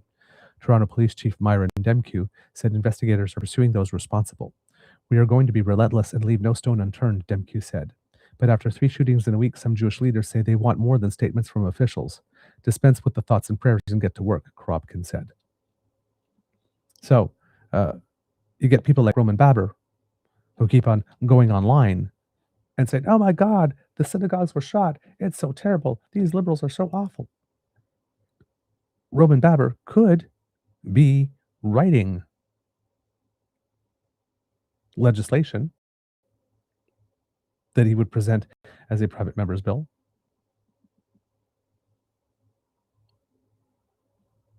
And proposing it. Maybe it would influence the discussion in committee on C9, but that would require work. And conservatives are lazy. So he complains about it. Instead, You have this another conservative guy. Um, oh God, wish I could remember his name off the top of my head. Um, the representative for Kitchener, I believe it is. Oh, darn. His name will come to me. Who at one point is posting um, on his Twitter feed. Well, maybe not Kitchener. Um, on his Twitter feed every day. This is the 15th day since I asked for this. This is the 16th day since I asked for this. And again, this particular MP could be, again, proposing amendments, writing legislation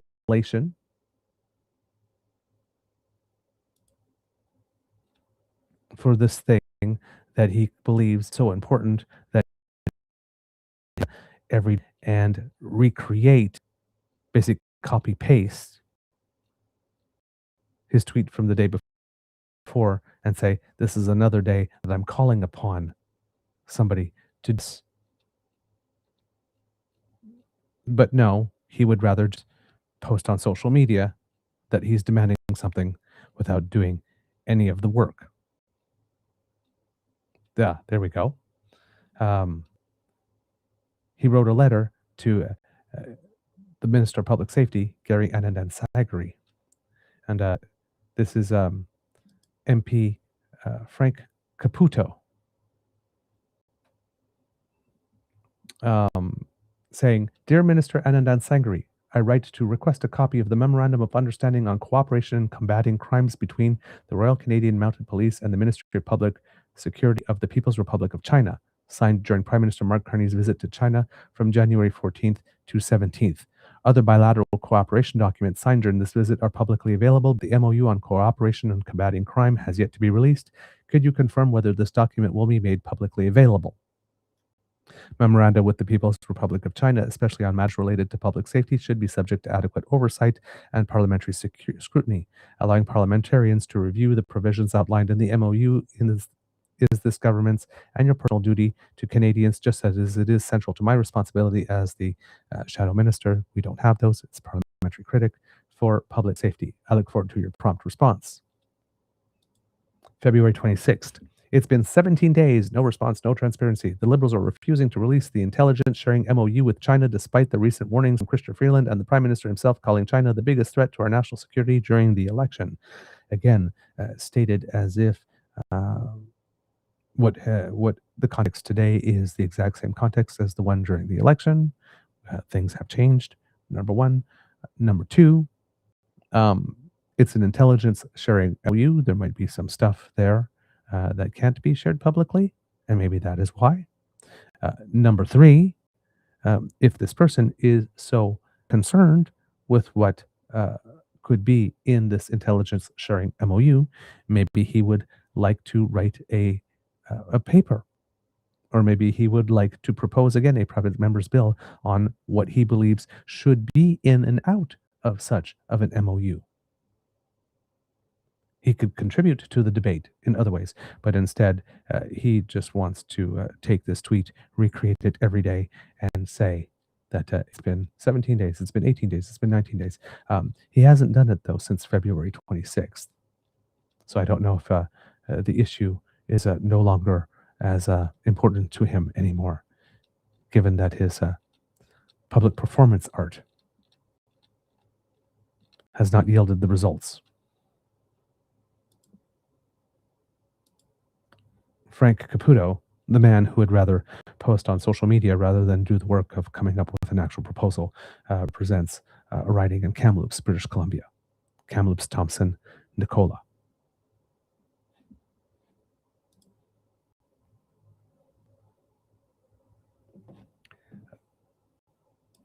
We are not being well served. We're not being well served. Speaking about public safety, as well in shootings. It would seem that there was more shots fired, this time at the U.S. consulate in Toronto. According to Ethan Lang, police say that they are seeking two suspects who fired multiple rounds at a consulate around 4:30 a.m. in what police are calling a national security incident. The article seems to be revised. Oh, yes, there we go. At a joint news conference outside the consulate late Tuesday morning, officials from the RCMP and Toronto Police Services said officers responded to reports that someone had shot at a building located near Queen Street West and University Avenue around 5:30 a.m. However, Toronto Police Deputy Chief Frank Barreto said the shooting itself is believed to have happened at 4:29 a.m. A white Honda CR-V heading southbound on University Avenue reportedly stopped in front of the consulate at that time, Barreto said. Two male individuals then got out of the vehicle and fired multiple rounds at the building with a handgun, he said, before getting back inside and driving southbound. When officers arrived an hour later, Barreto said they found gunshell casings and damage to the front door and building. He said people believed to be inside the building, but no one was injured. Barreto said the building is heavily fortified and it's likely people inside didn't even hear shots fired. The shooting was only reported after a witness flagged down an officer in the area about an hour later. RCMP Chief Superintendent Chris Leather told reporters the RCMP was working on the investigation with the Toronto Police, and other services in the Greater Toronto Area had been in contact with American partners, including the Federal Bureau of Investigation. He called the shooting, quote, a national security incident, but said there's no indication of a threat to public safety at this time. Asked if there was any link to rising tensions in the Middle East, including the war the U.S. and Israel are waging on Iran, Leather said it was too early to comment. He said investigators will work to determine whether this was an act of terrorism. Anyone with more information is asked to contact police. Part of University Avenue is closed to traffic near the consulate for the investigation, and police say it's unclear when it will reopen. Politicians were quick to denounce the incident, with Prime Minister Mark Carney calling it a reprehensible act of violence and attempt at intimidation in a social media post Tuesday. Quote, I am relieved that no one was injured, Carney said. The RCMP and federal agencies will devote all needed resources to support the Toronto Police Service in their investigation and to ensure that the perpetrators of these violent acts are identified and brought to the full weight of justice. He noted that the federal government's incident response group met this weekend to review potential changes, quote, to the threat landscape in Canada and discuss ways to improve domestic security. On that, Kids and Cubs, there was a particular readout from the Prime Minister's office that said, and this was dated March 8th, today the Prime Minister, Mark Carney, convened the incident response group with ministers and senior officials to discuss the ongoing hostilities in Iran and the Middle East and continued vigilance to ensure the safety and security of all Canadians. Canada was not consulted, did not participate, and has no plans to participate in the offensive actions against Iran that are being undertaken by the U.S. and Israel. The initial conflict has spread widely as a result of attacks by Iran and its proxies on other countries across the broader Middle East. The meeting focused on efforts to protect Canadians in the region and work with partners to de-escalate the conflict. Canada is continuing to facilitate travel for Canadians who wish to depart the Middle East, including the 5,200 Canadians who have requested assistance. The Government of Canada is arranging bookings of seats for Canadians to Lebanon and the United Arab Emirates, buses leaving Qatar and Israel to bring Canadians to safer destinations, and providing surge support near the Iranian border crossing to assist Canadians with visa requirements and arranging onward travel. The group discussed additional efforts to ensure that Canadians who wish to leave can do so safely and swiftly. Canada will take all possible measures to protect Canadians abroad, including those serving in diplomatic missions. The incident response group reviewed potential changes to the threat landscape in Canada and underlined the importance of continued vigilance to enhance domestic security. The Prime Minister provided updates from his recent discussions with leaders in the region and the G7. Canada continues to support efforts to de-escalate the situation and to call for an immediate end to attacks on civilian infrastructure in line with international law. The RG agreed that partners in the region must have their security and sovereignty protected. So that was what happened out of that. And the Prime Minister has indeed been speaking with various counterparts. He had a conversation with the President of France, Emmanuel Macron, yesterday, with the Sultan and Prime Minister of Oman, His Majesty Haitham bin Tariq Al Said, also yesterday, with the Emir of Qatar, His Highness Sheikh Tamim bin Hamad Al Thani, the day before. And then, of course, had that call on the 8th with President Donald Trump that we had mentioned before. Also has spoken to the Prime Minister of Lebanon, Nawaf Salam, and has also uh, let me see who else there, and of course His Majesty King Abdullah II of Jordan, while he was on his 10-day Asia Pacific um, tour. And I believe he had also spoken to a couple of other people, uh, people in the United Arab Emirates and stuff like that, while as well. So yes, he has been making these statements and making these conversations to see, to keep abreast of what's going on and seeing what the situation could be, not only for Canadians in the region, but for our allies and partners that are there as well. Um, Getting back to the article here with regard to what happened at the consulate for some reason. There we go. Ontario Premier Doug Ford called the shootings an unacceptable act of violence and intimidation. He also denounced the shootings at 2 Toronto area synagogues last week. Quote, I have all the confidence in the world that they're going to catch these criminals and they're going to be accountable and they're going to face the full extent of the law, he said at an unrelated news conference. In a post on X, Ford said governments and law enforcement would do, quote, whatever it takes to prosecute and punish those responsible. Speaking to reporters at City Hall, Mayor Olivia Chow noted the shootings come after multiple shootings at Toronto area synagogues this month, saying, quote, this cannot stand. Deputy Chief Barreto said investigators are looking at possible connections between the shootings. Quote, it is not lost on us that the city has unfortunately experienced similar types of events, extremely serious and very concerning shootings at synagogues, and this very much factors into how we will approach this matter. Chief Superintendent Lev said police and increasing security outside U.S. and Israeli embassies and consulates in Toronto, Ottawa, and Montreal. Quote, in the hopes that we can bring the temperature down in the coming days and weeks. In an email Tuesday, Jessica Leonard, spokesperson for the Consulate General of Israel in Toronto and Western Canada, said the consulate is, quote, closely monitoring the persistent and concerning incidents targeting Jewish institutions and most recently a diplomatic office in Toronto. Leonard said the safety of its staff, visitors, and the community is its highest priority. Quote, we remain in constant communication with local law enforcement and deeply appreciate their professionalism, responsiveness, and our working relationship with them continues to be excellent, Leonard said. The two countries launched a war on Iran on February 28th, which prompted large demonstrations both in protest and support outside the U.S. consulate on Sunday. U.S. Senator Jean Shaheen told CNN Tuesday that the consulate shooting, quote, is very troubling and shows the need for the U.S. to increase security in light of the war in Iran, quote, and the spillover that may happen in other places because people are upset about the war. U.S. Ambassador to Canada Pete Hoekstra wrote in a social media post that his team is in close contact with Toronto police and Canadian authorities, quote, and we have full confidence in their investigation. Oh my God, he actually said something not assholey about us for once. Hoekstra said the attack on the consulate is, quote, deeply troubling. Quote, our work continues. We will not be intimidated, he wrote. Um, the fear here for Canadians is that this type of stuff gets incorporated into the increasingly breathless and fervent rhetoric in the United States about how Canada is somehow a threat to the United States. And that perhaps we should be Ukrained. This is not helpful. Whomever is doing that, please do not shoot at U.S. consulates. Do not shoot at synagogues either, but please do not shoot at U.S. consulate. Whatever point you think you are making by doing that, you are not helping us. We have a U.S. administration that is quick to take these types of things and rush it to the political church of Our Lady of the Perpetually Aggrieved, and then torque it as some premise to do unkind things to us. So please don't do that. That's not helpful.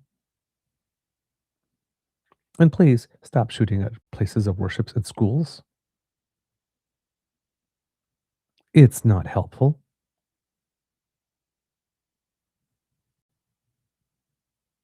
Terrorizing your fellow citizens is not helpful. There's no need to bring conflicts that are happening elsewhere over here. There is no need for violence here.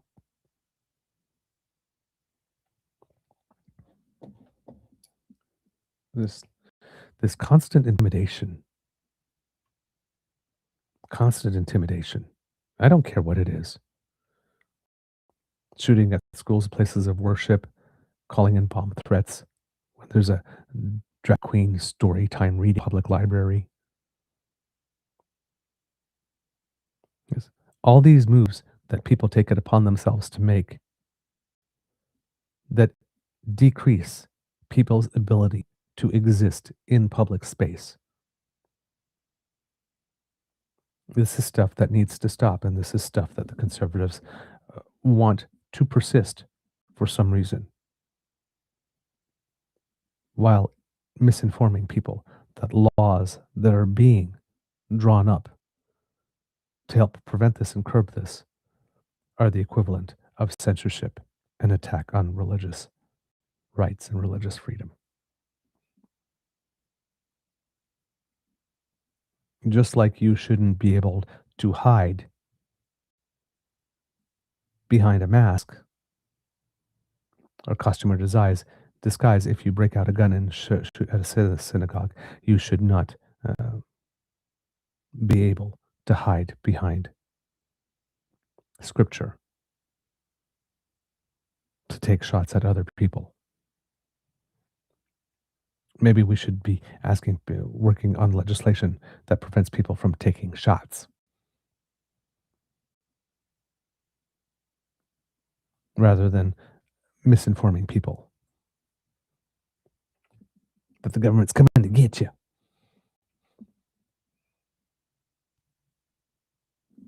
in order to create a pretext for this type of behavior to continue.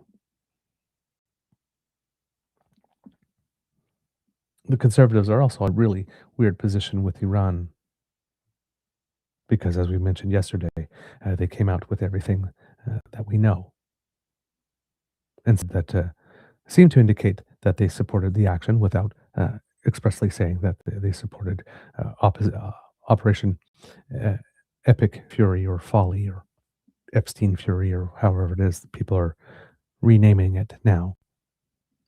But it's you cannot at the same time say that you support the population of Iran and the women of Iran and also support a campaign in which Israel and the United States are dropping bombs on very heavy populated areas in Iran and in Tehran specifically, damaging schools and hospitals, etc. These are inconsistent positions. All right. Speaking of a couple of other things, since we are talking about um, threats and things of the like, there was a story that I saw yesterday, and I wanted to bring it up, but I need to look for it because I was going to bring it up on another show, and since we are talking about such things already, giving the at um, shooting at these synagogues and shooting at the consulate. Uh, this would be a good time to mention this one since it's in line with the theme. So I'm just scrolling for it here on the CBC politics site so that I can find it for you because, there we go. Uh, March 2nd, the CBC News. A Winnipeg man faces charges after he allegedly posted threats against Prime Minister Mark Carney and incited hatred against Jews and Muslims. Jason Paul Rindle, 55, sorry, shouldn't have read the name, violated my own policy on that one. Darn, I try to never read their names. I goofed. A man, 55, was arrested on February 13th, RCMP said in a news release Monday. The RCMP's Federal Policing National Security Enforcement Section in the Northwest region began investigating posts made on X, formerly called Twitter, on January 16th, nearly a month after the person in question was arrested. He has been charged under the Criminal Code of Canada with 3 counts of uttering threats to cause death or bodily harm. He remains in custody and is scheduled to make his next appearance before a judge in Manitoba Provincial Court in Winnipeg on March 13th. Quote, as the investigation is ongoing and for the courts, the RCMP will not be providing any further comments at this time, the release said. A spokesperson for Carney's office referred questions to the RCMP. RCMP federal policing investigates crimes related to terrorism, espionage, and cyber attacks, among others. So, yeah, threats. Fortunately, um, they're being dealt with as they should be. And also, uh, fortunately, we have a prime minister who knows when a situation like this arises and he has asked questions, that those questions should indeed be turned over to the RCMP rather than being used as an opportunity, because politicians should not be making comments on open court cases. Um, Trying to see if there's anything else here with regard to this subject. No, that's it here. All right, kits and cubs. There's a lot more to talk about. Obviously, I had planned another show originally today for today, but again, like I said, news happens, and this is very, very big news. So we dealt with this instead today. Hopefully, tomorrow I will be able to have some news for you about things that Pierre Poilievre has been doing and saying of late. I did have a chance to check out his big tonal reset speech that he delivered here in Canada before going on his Euro tour. I'm can't say I'm looking forward to, but I plan to take in the other statements that he's made in the last little bit to be able to provide a bit of a composite of what's been going on with him, and coordinate that with some recent results in public opinion polling that are just very, very, very bad for the Conservatives at the moment. Um, yeah, where Pierre Poilievre is concerned,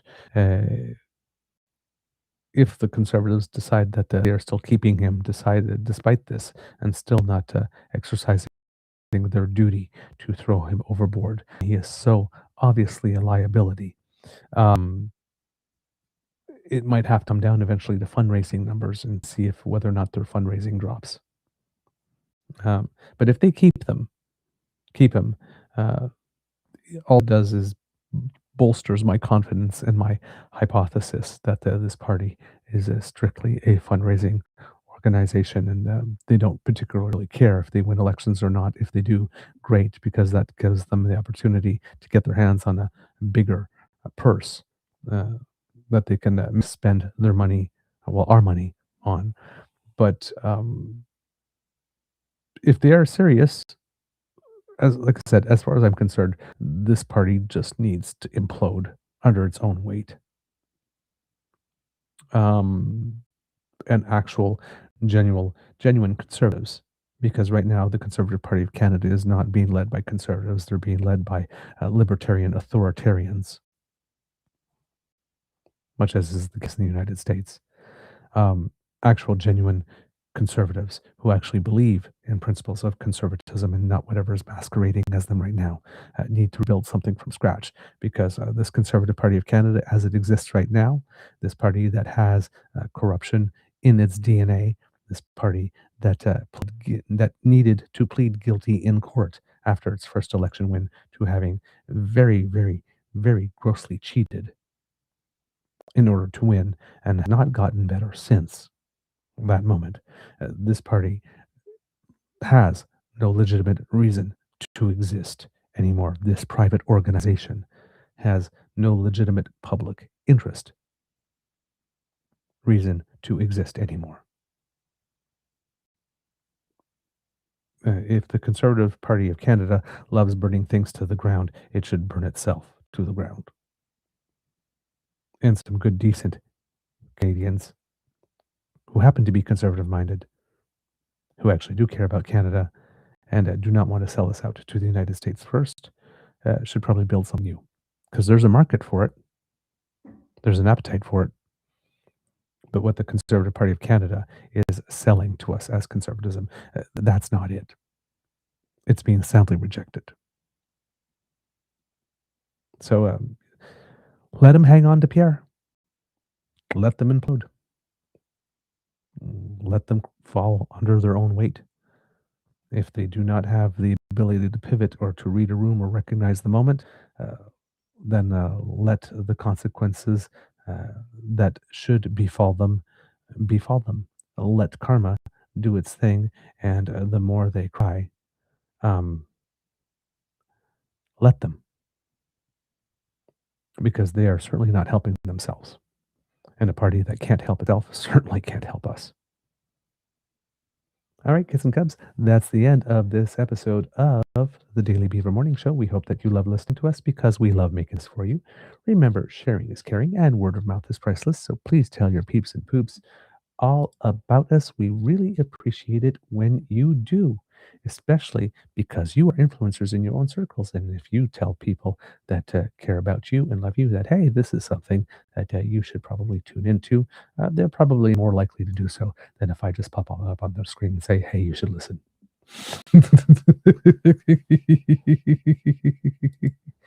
uh, you have Kit, the Emancipating Poet. That's a new name for us. So, welcome to the Beaver Lodge if you're relatively new here. I know that some of the handle names have changed, so you might be somebody who has been here before, and I just don't recognize the new handle. But if you are new, please pull up a log, stay a while. People here are pretty good. So you should have a good time here.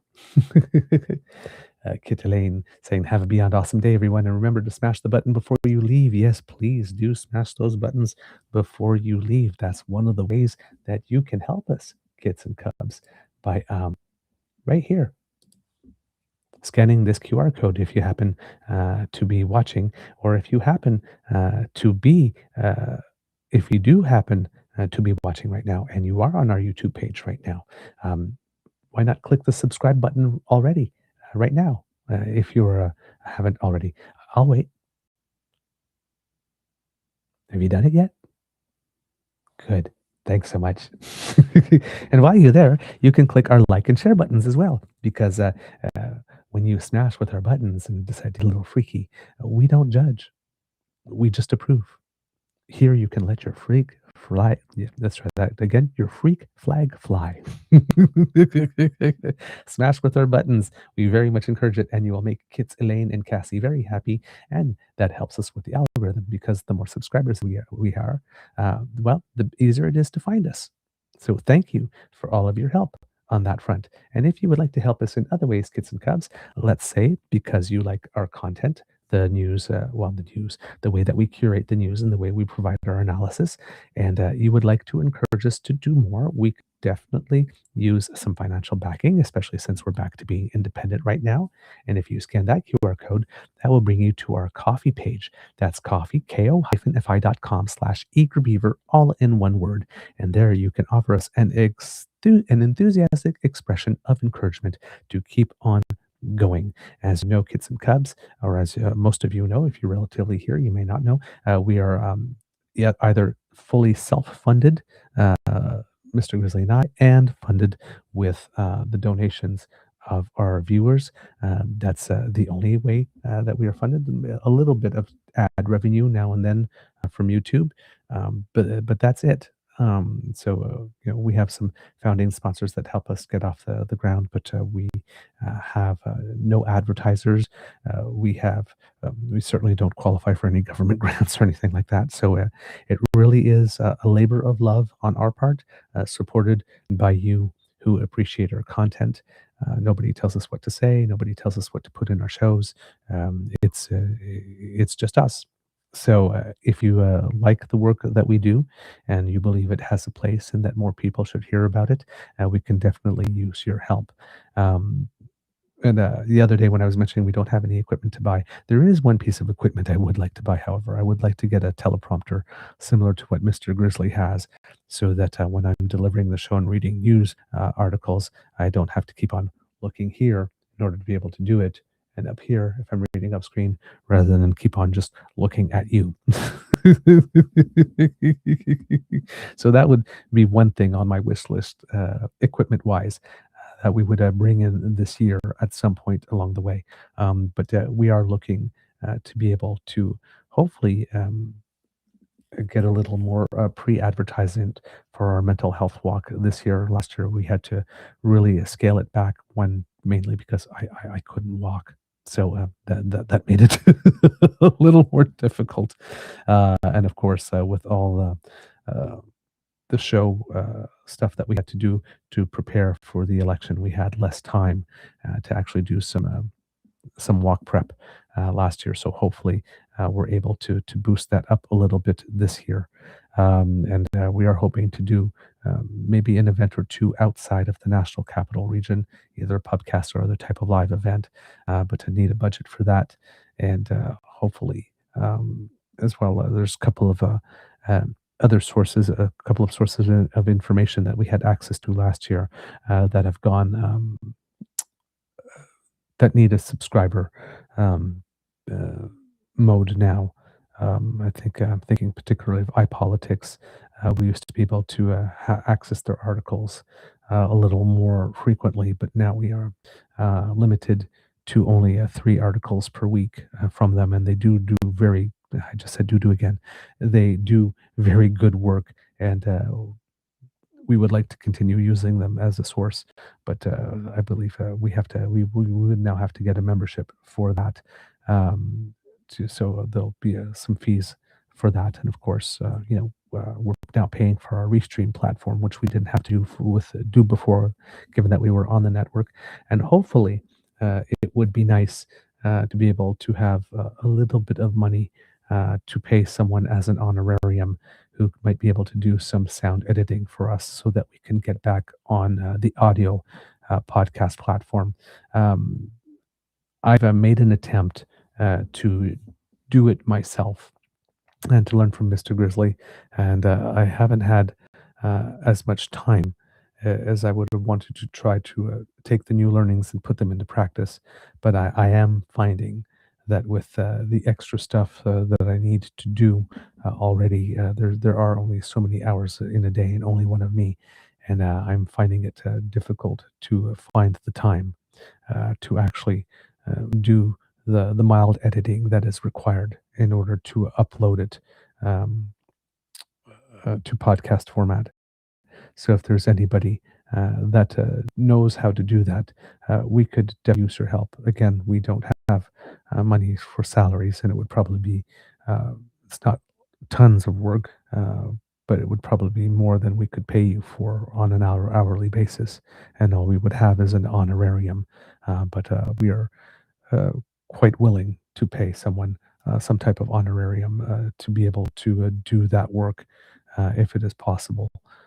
Because when we have the podcast version out, it does help us generate more revenue to support ourselves. So it's one of those things that we don't actually have the time to do it. So we forego the revenue, and that's revenue that we could probably use to help compensate someone who would be willing to do that for us. But uh, that uh, we're on a sort of like this loop where one needs the other, and we can't afford the thing that's needed. And like I said, in between doing the research and the writing and the promotion and the actual hosting and that type of stuff, I need a life. So, so any help that you might be able to offer with that would be very appreciated. But I know that some of you are already working on some stuff. Kit Saucy might be helping us very soon with some merch, which would be very nice. And we already have Kit Uncover helping us with clips and other things of the like, which have been very beneficial to boosting our subscriber base on YouTube, and has helped us, ended up helping us financially a lot to be able to maintain what it is that we are doing. But yes, some help with that specifically could be helpful. And transparency, we are looking to speak to another network of some kind to see whether or not they'd be able to offer us some help, because right now we are fully independent and we do like being fully independent. Don't get me wrong. But like I said, again, with only two of us and Mr. Grizzly having much less time now, given his new job to do things that he was taking care of and you know uh, very good at and could do it in far less time than I could. Um, Maybe that network would be able to help us with that. So we will be having a meeting with one to try to see if we can get some help.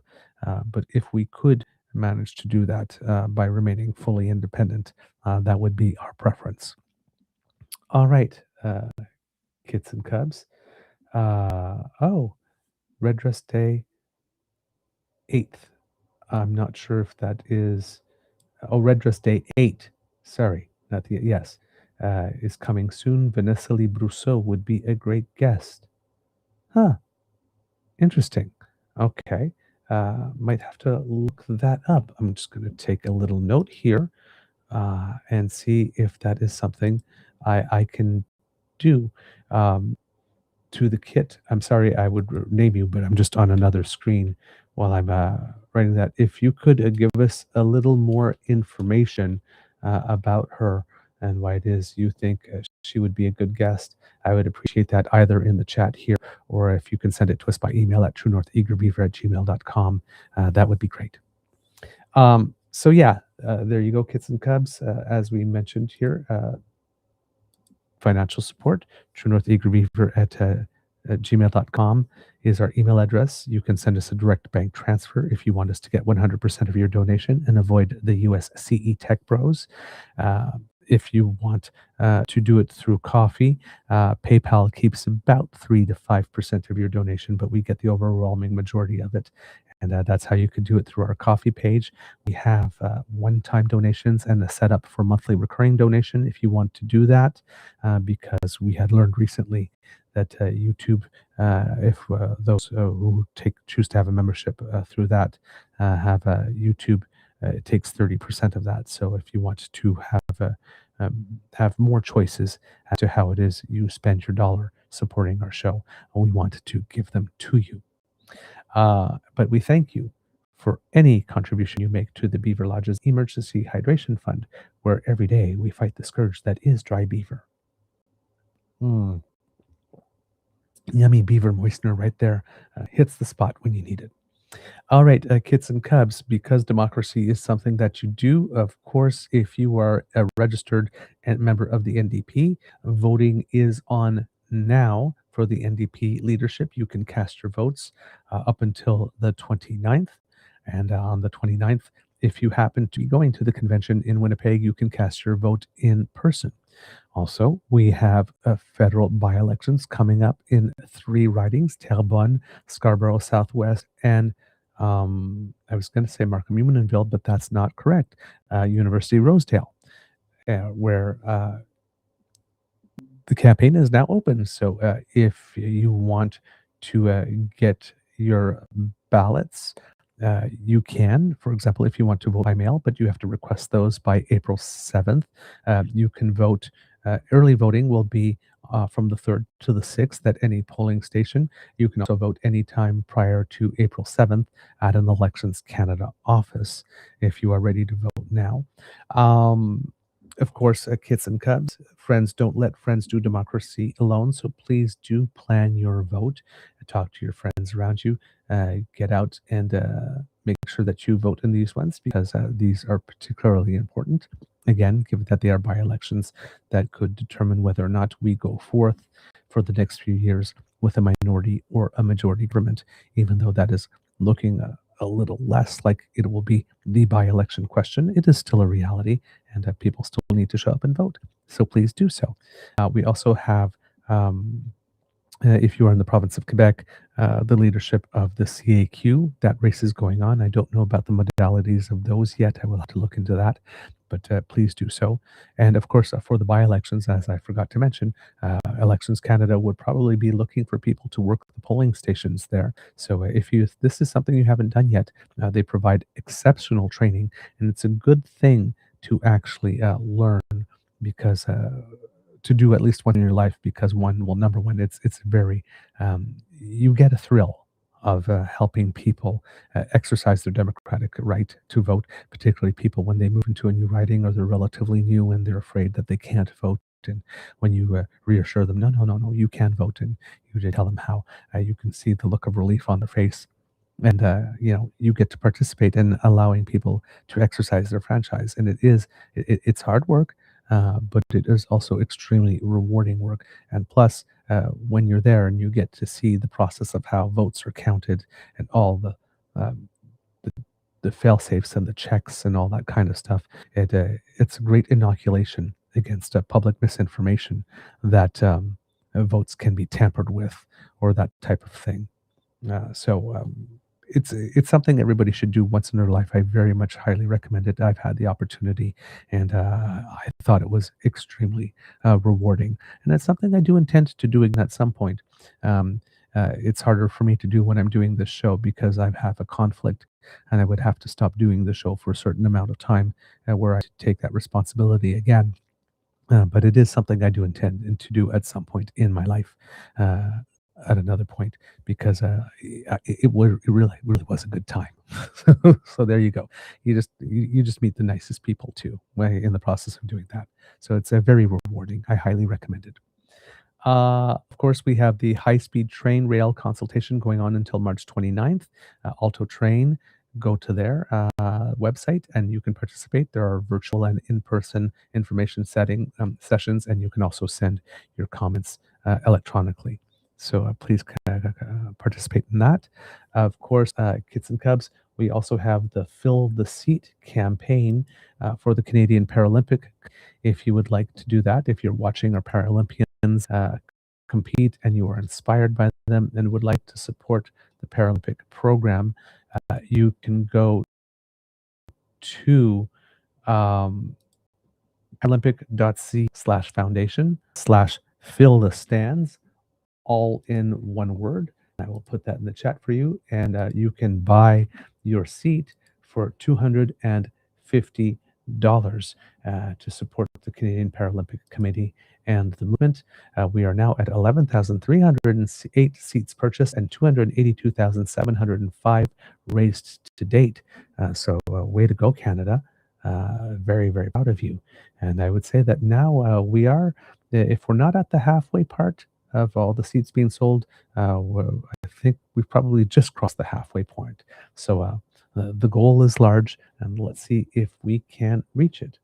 Finally, Kits and Cubs, we have House of Commons petition 7148, which is sponsored by Bruce Fanjoy and is asking the House of Commons to require all federal party leaders to obtain and maintain secret security clearance to they are fully informed of threats to Canada's national security and able to act decisively to protect Canadians and our democracy.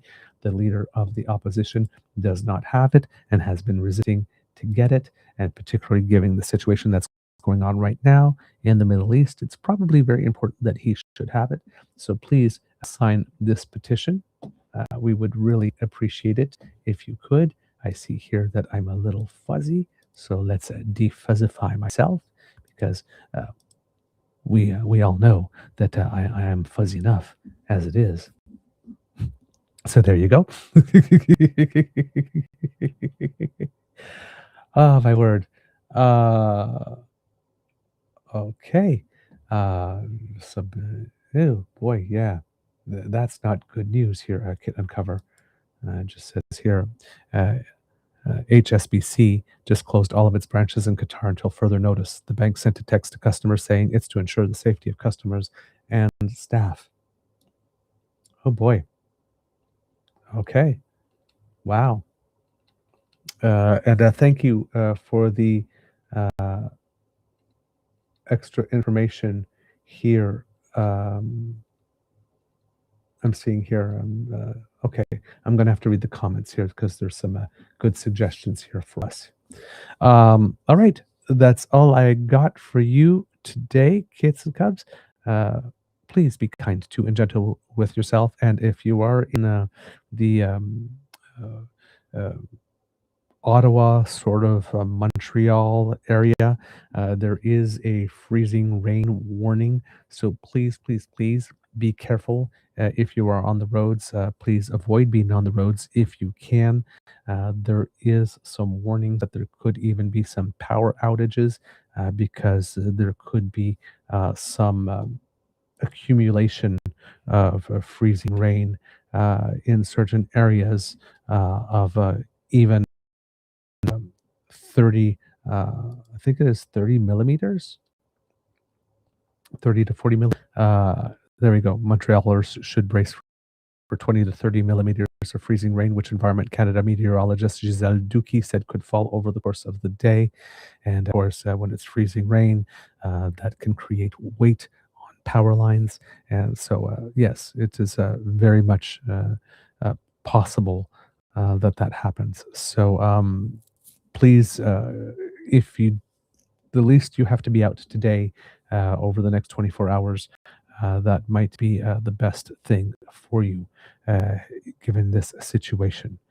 Because slippery roads and power outages do create situations where, emergency dispatch teams from hydro and, of course, emergency teams for health and safety would need access to the roads. And the more unfettered access, the better in this case. So uh, make it a snuggle night. I guess that would be my words of wisdom. If you happen to be in in these areas where the ice storm is about to hit, why not take advantage of it as an opportunity to snuggle up close to someone you care about and keep warm? There you go. It's always a good time for love, isn't it? That's all I got for you, kids and cubs.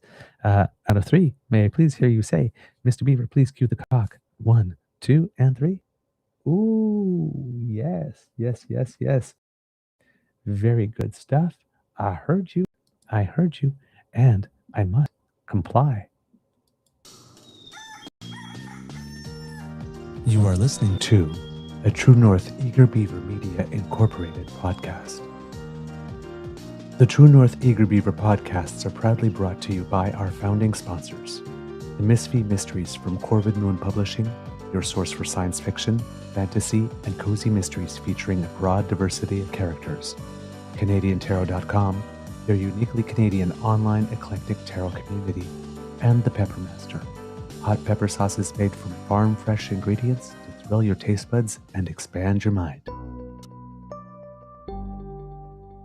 We are grateful to the Crier Media Network for its support, Pete Jarvis for our artwork, and Paul Joseph Something for our opening and closing sequence music.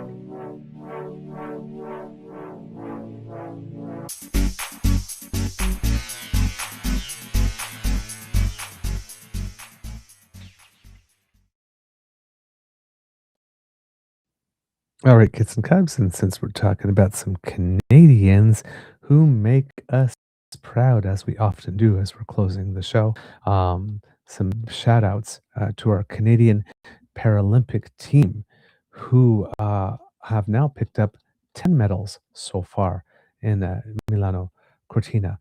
1 gold, 3 silver, and 6 bronze. We have 3 medals in para-biathlon, 3 in para-alpine skiing, 3 in para-cross country, and 1 in para-snowboard.